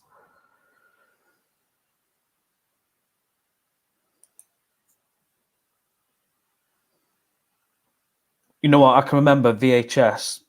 I used to struggle recording films because I used to have to put a little bit of something at the bottom of the VHS to try and cover it up and then record whatever I wanted to record.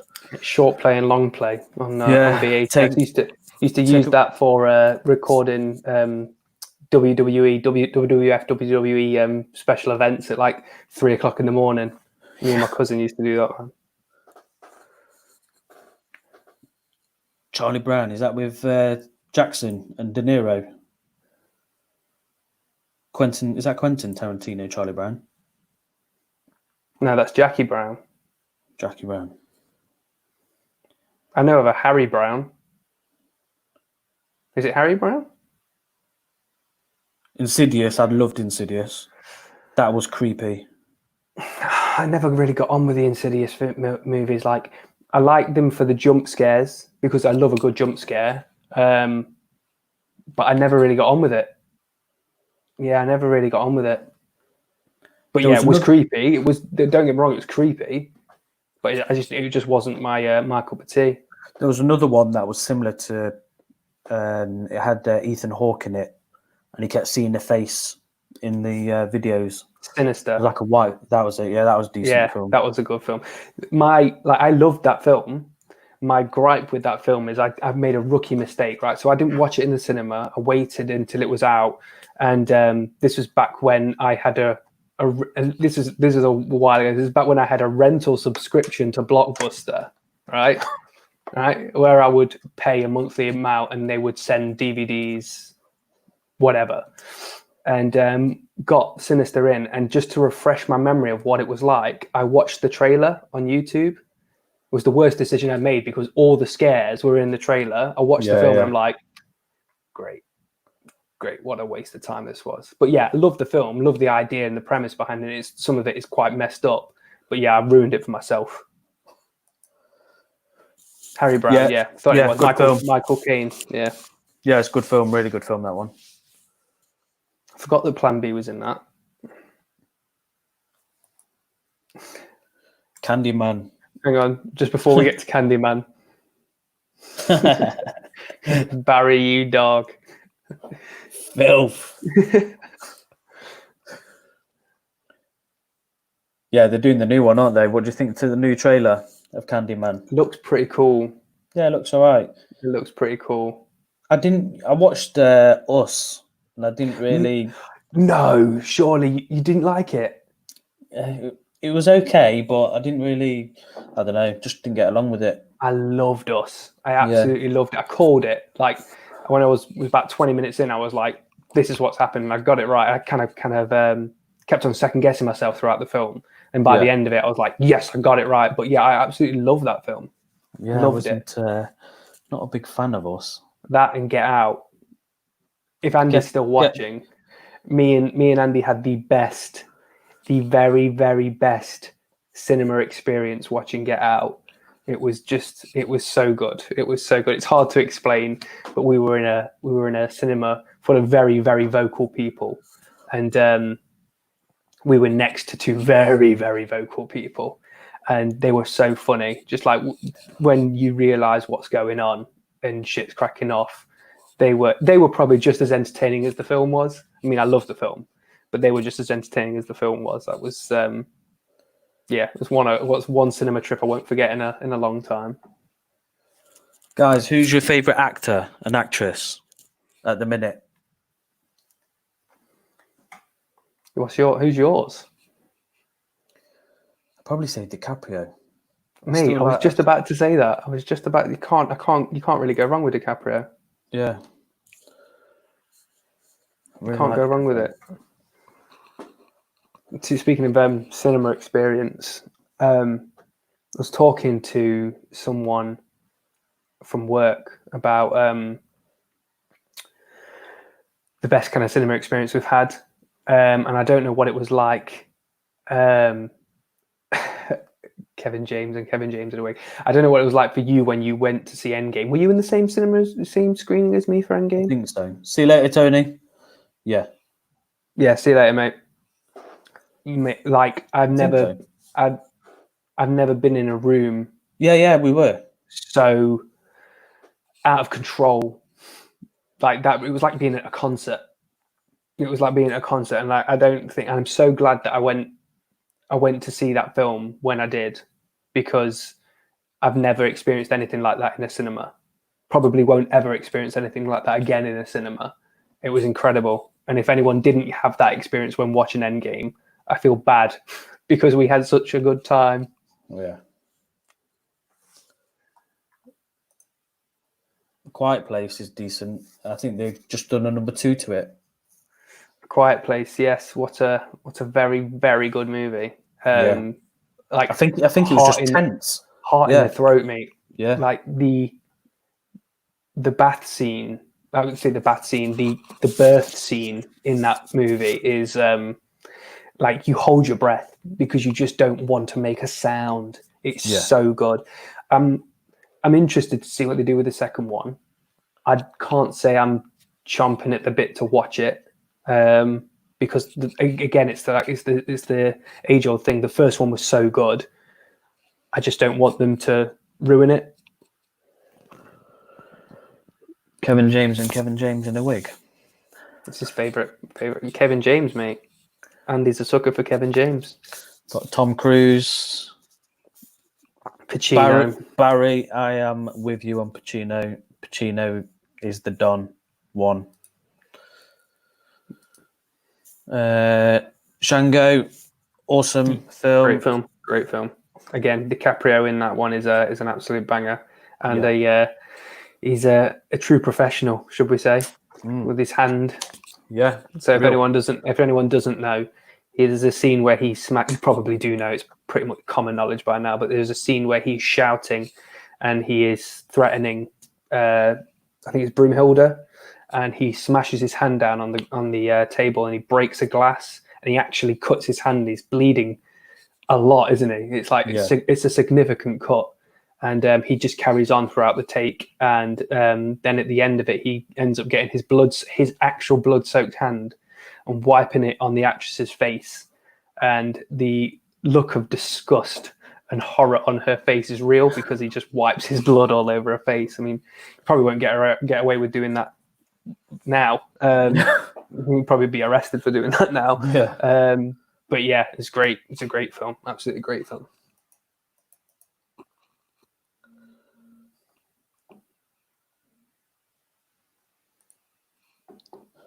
Yeah, definitely agree with that. I think it depends on the reactions you get sometimes when you go to cinema. I'm not sure about this one because I think I can see the concept they're going for. I think it feels like it's got the Stranger Things feel to it. I think this is another one where it's just kind of like people are just it's my annoyance with modern day films because it's just like remake, and I have an issue with things like this where they're just remaking something. It feels like it's just a cash grab, and I don't think it's going to have any of the qualities of the original Ghostbusters film. On the original cast in it, yeah, but like other than that, I don't think it's going to have the same kind of feel. It's going to feel like older men trying to be younger men. Yeah, you know what I mean. It feels it's like we're going to get the group together, we're going to do the same thing, we're going to see how it turns out for a modern day audience. But the problem is a modern day audience are expecting something different, and what they're going to give them is something that they've done before. So it might appeal to those that love the original, or it might go against it because people love the original so much. I just don't think it's something that's going to work. I think Ghostbusters is one of those kind of like films you kind of look back on and you go, oh yeah, I loved Ghostbusters, not I currently love Ghostbusters. Yeah. It's like trying to redo Jaws. Like you could never redo Jaws. No. And they shouldn't. But it's kind of things like that. There's certain kind of film franchises and films that you shouldn't remake. And I think they tried to with Jaws, with Deep Blue Sea, and it was just too CGI. And didn't have that practical. I mean, I like Deep Blue Sea. I think I'm just a sucker for a shark movie, if I'm being honest. I love LL Cool J in Deep Blue Sea. But yeah, I agree. Like it's got there's something about Jaws that because there is no CG in it, it's all a fake shark and it looks fake and it looks over the top, but you love it for it. But yeah, CG most of that is it's just the camera, isn't it? Just going through the water. Yeah. So you don't really see anything. Yeah, and it's the suspense and stuff like that. Yeah, rely too much on CG for those kind of movies. But like I said, I'm a sucker for a shark film. Sucker for a shark film. Sucker. Sucker for a shark film. So yeah, I'll watch any of them really. Carlitos Way and Donnie Brasco. Absolutely love them films. Scent of a Woman. I love that film. Absolutely love it. What do you Frances think McDormand. Three Billboards, mate. Three Billboards Outside Ebbing, Missouri is one of my favorite films of recent times. Like that is such a good movie, and she is so strong in it. Is she in Fargo? I've not seen Fargo. I'm sure. I think she's in Fargo. But I think she's a brilliant actress. Like seriously, if you've not, have you seen Three Billboards? No, I've not seen that one. Mate, it's so good. It's so good. Like, it's not a particularly exciting movie. It's got Woody Harrelson in it, Sam Rockwell. It's not an exciting movie. It's just a really, really good film, and she is incredible in it. I would recommend everyone watch that at some point. Yeah, I need to check that one out. Don't dare besmirch the classic that is Deep Blue Sea. Great song, great death, great film. Absolutely. Samuel. Yeah, that speech. It's the jump scare of jump scares. That one, isn't it? They tried to emulate the Jaws jump scare on that one.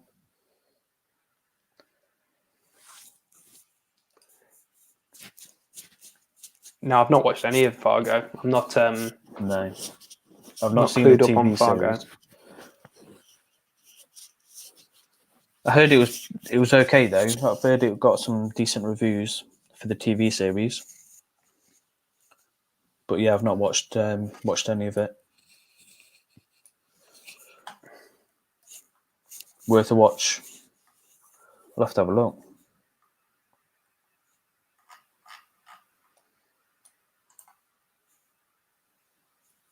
There's a quality to it. I won't lie. Punisher's in it, isn't he? Yes. The oh my god, what's his name? Oh my god, why can't I think of his name? Thomas Jane. Yes. Yeah. Yes, and he can hold his breath for an obscene amount of time, it would appear. But yeah, it's great. It's one of those movies where, yes, I can sit here and go, yeah, that's not great, but every time that it's on, I can't turn it off. This one's for you, Ant. Mate, Lord of the Rings or Game of Thrones. Look, there's no contest between the two. Lord of the Rings beats Game of Thrones hands down, but I love them both. Like, I absolutely love Game of Thrones. I love Game of Thrones, but you can't put Lord of the Rings against it because it beats it every day of the week. Every day of the week. Like, I could sit and watch the extended edition of Lord of the Rings 4 hours each, 4.5 hours, I think one of them is, and not have a problem with it at all. Whereas at some Game of Thrones, you'll sit there and after 2 or 3 episodes, you're like, okay, let's just stop now. But yeah, I think there's no contest in that, but they're both equally incredible. I think I need to go and watch a bit more of the Lord of the Rings because I never got into it when it came out. So good, mate. So good. Hobbits are okay. Hobbits is the Hobbit trilogy sequel. Hobbit trilogy is all right. It's not nowhere near as good as the original Game of Thrones, Lord of the Rings, though. Jesus, getting mixed up. But definitely, yeah, Lord of the Rings. First series like the film, but more in depth than the next 2 series. One was a prequel and the other was a sequel. All right, okay. We talk about Fargo here. Yeah.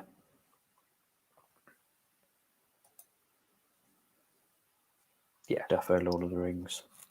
I mean, don't get me wrong. Like I said, I love Game of Thrones, and I could sit here and probably talk for hours. I mean, hours at length about Game of Thrones. I love Game of Thrones, but they're two very when you think of the two, you think, oh yeah, Lord of the Rings and Game of Thrones, they're very similar, but they're very, very different things. Like very different things. But yeah, like we said, I love both of them. But yeah, Lord of the Rings definitely takes top spot on that one. Guys, what's a decent film that you've watched lately?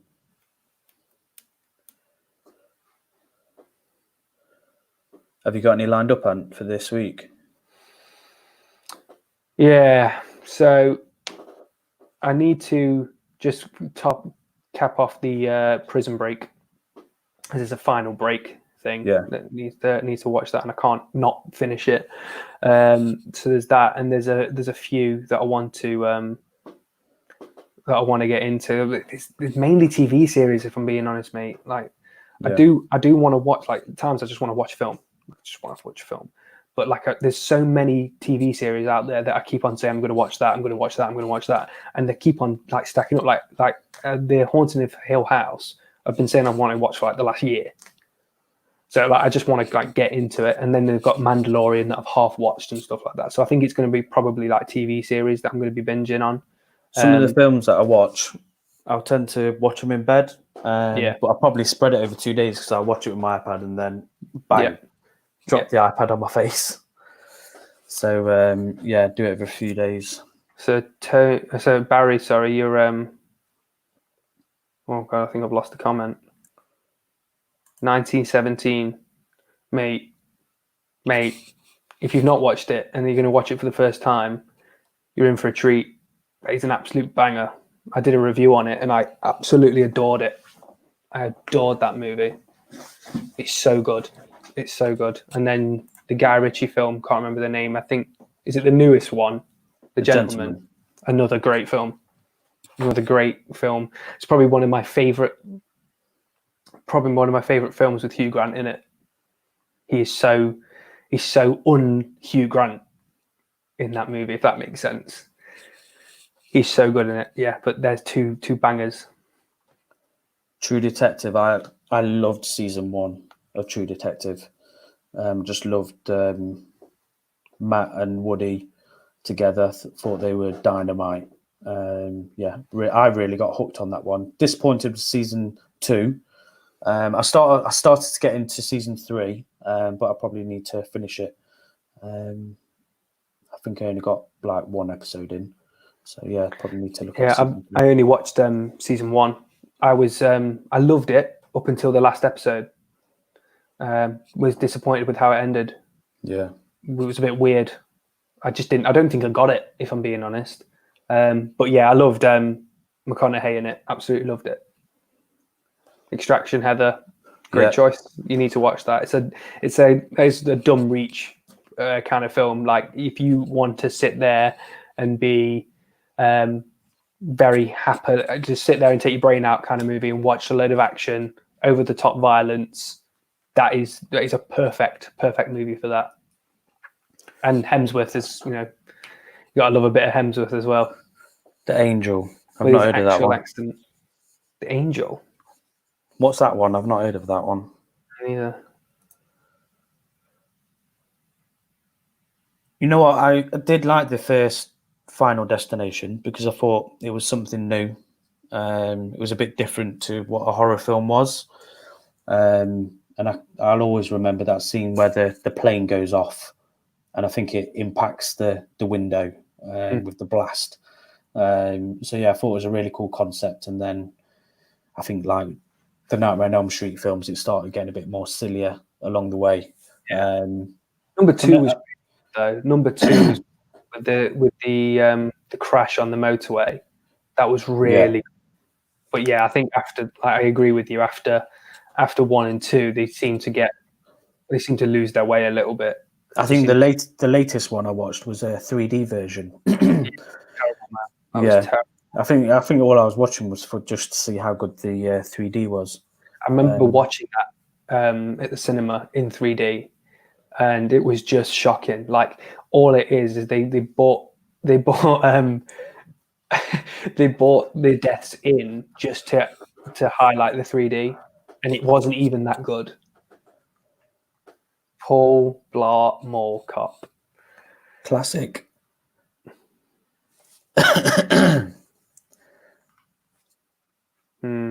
No comment. Just Kevin. Right, anyway, I'm not going to be talking about him.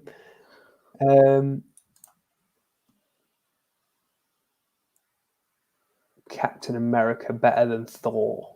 Oh, that's a good debate, isn't it? Are we talking about the original movies, like Thor 1 versus Captain America 1? Because I would argue that Thor is better than Captain America. Or are you on about just the actual characters themselves? But then Thor's better than Cap. I think I would have said Captain America originally, but then I think when I've seen Thor in the later films, I think I've leaned towards Thor now. Thor's an absolute beast. That being said, Winter Soldier is probably one of my favorite, if not my favorite, MCU film. So, yeah, Winter Soldier is definitely one of the best MCU films there is out there. Peaky Blinders, banging, absolutely banging. I don't know whether or not I was disappointed with the last season. I enjoyed it, but because it feels like it's a two-parter. Well, it definitely is a two-parter because the season hasn't necessarily finished, whereas the rest of the seasons are like, I've got a start and an end to them. the latest season has got a start, but it's kind of like it's not ended yet because it's moving into the next season. I was I don't know. It was just, I think that just caught me off guard. I was a little bit like underwhelmed by it. But I love Peaky Blinders. Absolutely love Peaky Blinders.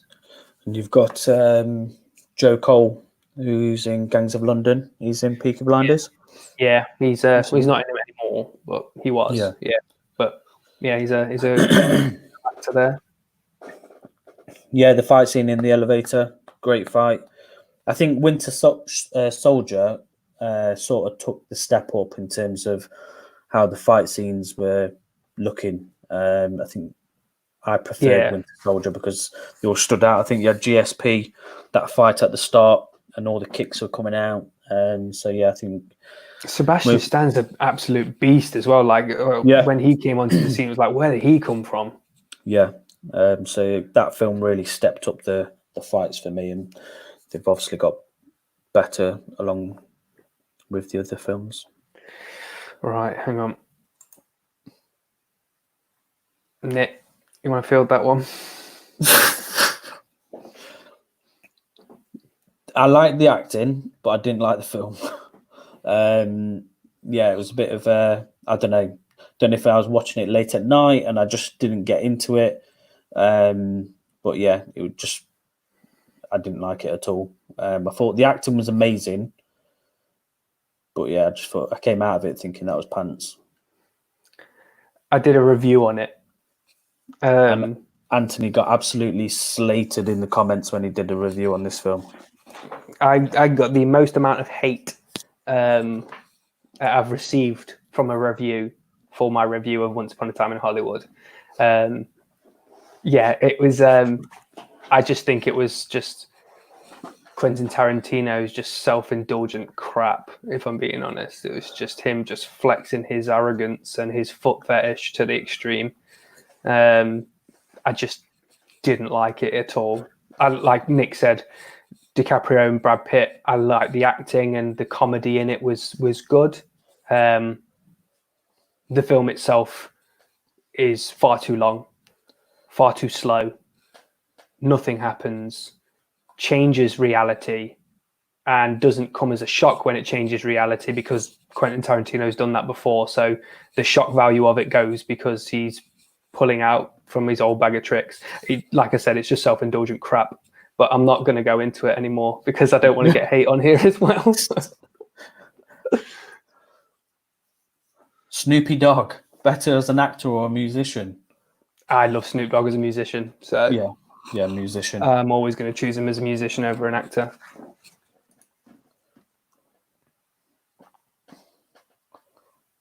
Oh, cool. Peaky Blinders event. Oh, sweet. Mickey Rourke against Iron Man was great, but I'd say what was greater was Mickey Rourke against Van Damme in Double Team. Classic. With Dennis Rodman in the background. Oh gosh. And a random tiger running around. Only Nick could go from talking about Mickey Rourke and Iron Man to bringing in Van Damme. Only you, mate. You can fit Van Damme in anywhere. Yeah, Tarantino goes from the sublime to the ridiculous. Absolutely, mate. Reservoir Dogs, masterpiece. Pulp Fiction, masterpiece. Django, yeah, masterpiece. Inglorious, love it. Once Upon a Time in Hollywood, nope. Hateful Eight, nope. One film that he was part of, but he didn't direct them. Desperado, absolutely love that film. Antonio, Salma Hayek. I've not seen that. What? No, I need to lend it to you. Desperado is awesome. And Dusk Till Dawn. I know he was like a producer on that, and he starred in it. I love Dusk Till Dawn. Yeah, brilliant film. That's a cracking film. Yeah. I mean, it's ridiculous. Yeah, but it's cracking. Especially when that gun comes out. Like, one of the questions that I always had about Dusk Till Dawn is about George Clooney and his tattoos. Like, Why? Well, that started. I think that started a craze when that film came With out. the tribal tattoo. Like, Tribal came out. It's so like when you think of George Clooney, almost the most un-George Clooney thing you can think of, a tribal tattoo. Let's cover him in one. Like, yeah, it just threw me off a little It'd bit. been better with George Clooney in his ER outfit Or with Batman. a tribal tattoo. But yeah, that's it's a mad film. Absolutely mad. Dusk Till Dawn. Yes, he wrote True Romance. Oh, did he? Yeah. It's one of Quentin his. Tarantino. He's you either love him or hate him. I think the majority of the stuff that he does, I really, really like. But there's just times when you just. I love Gary Oldman in the film with the dreadlocks. I've not seen True Romance. True. Oh my god, I can't get that out. You need to watch it. It's just full of some of the top actors. Honestly, it's just a huge cast of huge people in that film. Val Kilmer's in it. There's loads of them. What do you think of the first two Mummy films? Love them. I do. I love the Mummy films. Don't destroy the Rock's Scorpion King. Yeah, I mean the second one with the Scorpion King and this. I mean, it's dated. It didn't age well at all. The CG in that film does not age well at all. But the first Mummy movie, I loved. I really, really loved it. Second one was a bit rehashed. Don't get me wrong, but I liked it because it was just more of the first. But the third was not worth mentioning. Wasn't Jet Li in the third one? Yeah. It was horrible. Yeah, it's not worth mentioning. I've only watched it once, and I will not be watching it again. I think the Mummy Ride in America was better than that film. Mate, the Mummy Ride in America is so good. Yeah, it's amazing. If anyone's not been on it, you go backwards, and it's mad. Yeah. Doesn't it go through like a cold area and then it goes to really hot? Yeah, and you go through an area where there's like it's almost like scarab beetles are like trying to climb all over you and stuff like that, and you just drop backwards, and it's mad. Yeah. But no, I love the Mummy films. They're a bit serious. I think they take them. I think the problem with the Mummy films is that it for what it is, it takes itself far too seriously. I think bring Brendan Fraser back, California Man. What a film! Awesome film. What a film! It has another name as well. So I miss Brendan Fraser. Is it something? Oh, what's it called? I always knew it as California Man, but it had another name. I've only known it's California Man. Yeah, let me have a look. Buddy. I loved it. I used to watch it all the time. Yeah, I've only never really known it as California Man. Because I can remember my times going to HMV. That's it. Encino Man. Encino Man. Yeah. Because I can remember Heather coming in with the knowledge jumping bombs. in. Yeah, going to HMV and it had like Encino Man. I was like, this ain't Encino Man. This is California Man. I've never known it as anything other than California Man. Yeah. Brilliant film. What was the other film where he was in his basement and he'd been living in his basement and he comes up after years? I used to love that film as well. Oh my gosh, yes, I know what you're talking about. And he's just getting used to life because he's never experienced anything. Oh, that's going to ruin me. That's such a good film. I'm going to have to Google it. Yeah, he made some really good films. He did. I tell you what, other film he was quality in was Crash. I love that film where you got Sandra Bullock, and all the stories. Never seen it. I've heard it's really good, but I've never seen it. Matt Dillon has an awesome scene in it where he's a bit of a douchebag police officer, and then it all sort of mixes Brendan together. Fraser. That film is Blast from the Past. Oh, Blast from the Past, yeah. Oh, Biodome. Oh, you're bringing some classics out now, Heather. Reminds me of like Tank Girl and all them type of films. Did you ever watch Biodome? Yeah, with I forgot his name now. It's with Paulie. I think there's two of them. I think crazy film. That just reminds me of an era of like them films, Tank Girl, and then there was the horrendous film Barbed Wire with Pamela Anderson. That was a shocking film. Barbed Wire. Yeah, it's not. No, never seen any of them. Probably a reason for that, but Pam Anderson. Yeah. Should definitely watch Crash. Yeah, I've heard it's really good, but I've just never seen it. It's got Ludacris in it as well, wasn't it? Yeah, he's really good in it, to be fair. And it's got I forgot his name. He's in Ant-Man. He's sort of the sidekick for Ant-Man. Don Cheadle. No, is it Pena? The surname Pena? Oh yeah, Michael Pena. Yeah, he's got an awesome scene in it. Yeah, he's really good. I really rate him. Don't call me babe, John. That was her quote in the film. All right, I thought you were just. I've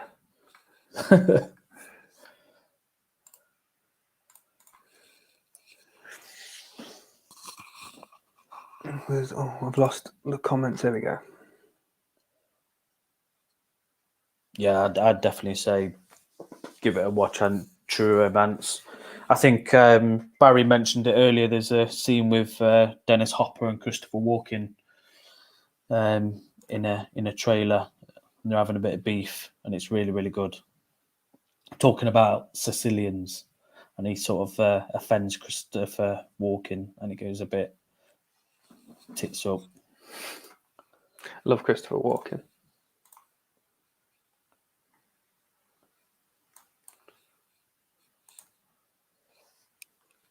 I thought he was talking to me. I'm like, no, no, I'm not. Barry's. I think this is probably Barry's favorite movie.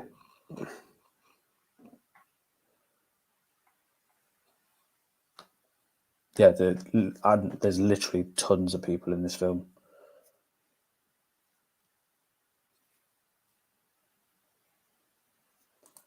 You know what? Hellboy. I prefer Ron Perlman as Hellboy rather than the latest one. I did a review on the latest film, but I never put it up. My review was going to be... It was like 45 seconds long or something like that? Yeah, it was just going to be me going, don't watch it. And that was it. It was going to end. But I didn't put it up. You should have released that video. Yeah. The new film is absolutely horrendous. So, yeah, definitely...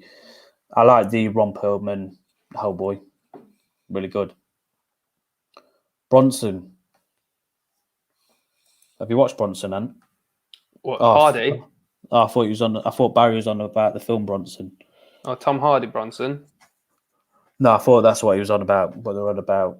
Bronson Pinchot was in the Chilling Adventures of Sabrina. Sabrina's TV show was decent. I was surprised how dark it was. I watched season 1. I didn't watch the rest of it. I enjoyed it. It was all right, but I just never got back to it. I just never turned it back on because of Perlman. I've never watched Sons of Anarchy. It's one of those where it's like loads of people rave about it, but I'm like, it's like 1 million seasons long, where it's got like 1 million episodes per season. It's just a bit of a commitment. Yeah, I think there's a few like shows I want to watch, but because there's so many seasons, I just I can't catch up with them.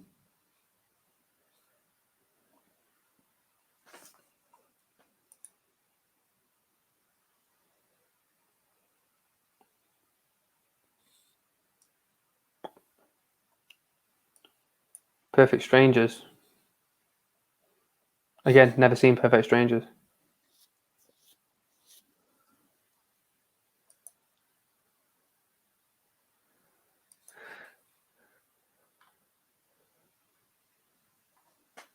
What's happening here? Everything's just kind of stopped working. No, we're back. Sorry. I was having a bit of a little glitch there. So I keep on coming back and smelling this because it's absolutely bloody gorgeous. A little whiff. Mate, it's gorgeous. Yeah, I need to have a sniff.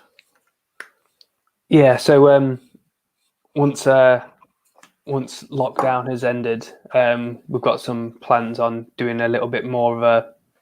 I mean, we can still do the live streams and stuff like that, but we've got a few more plans to doing a few more collaboration kind of reviews, aren't we?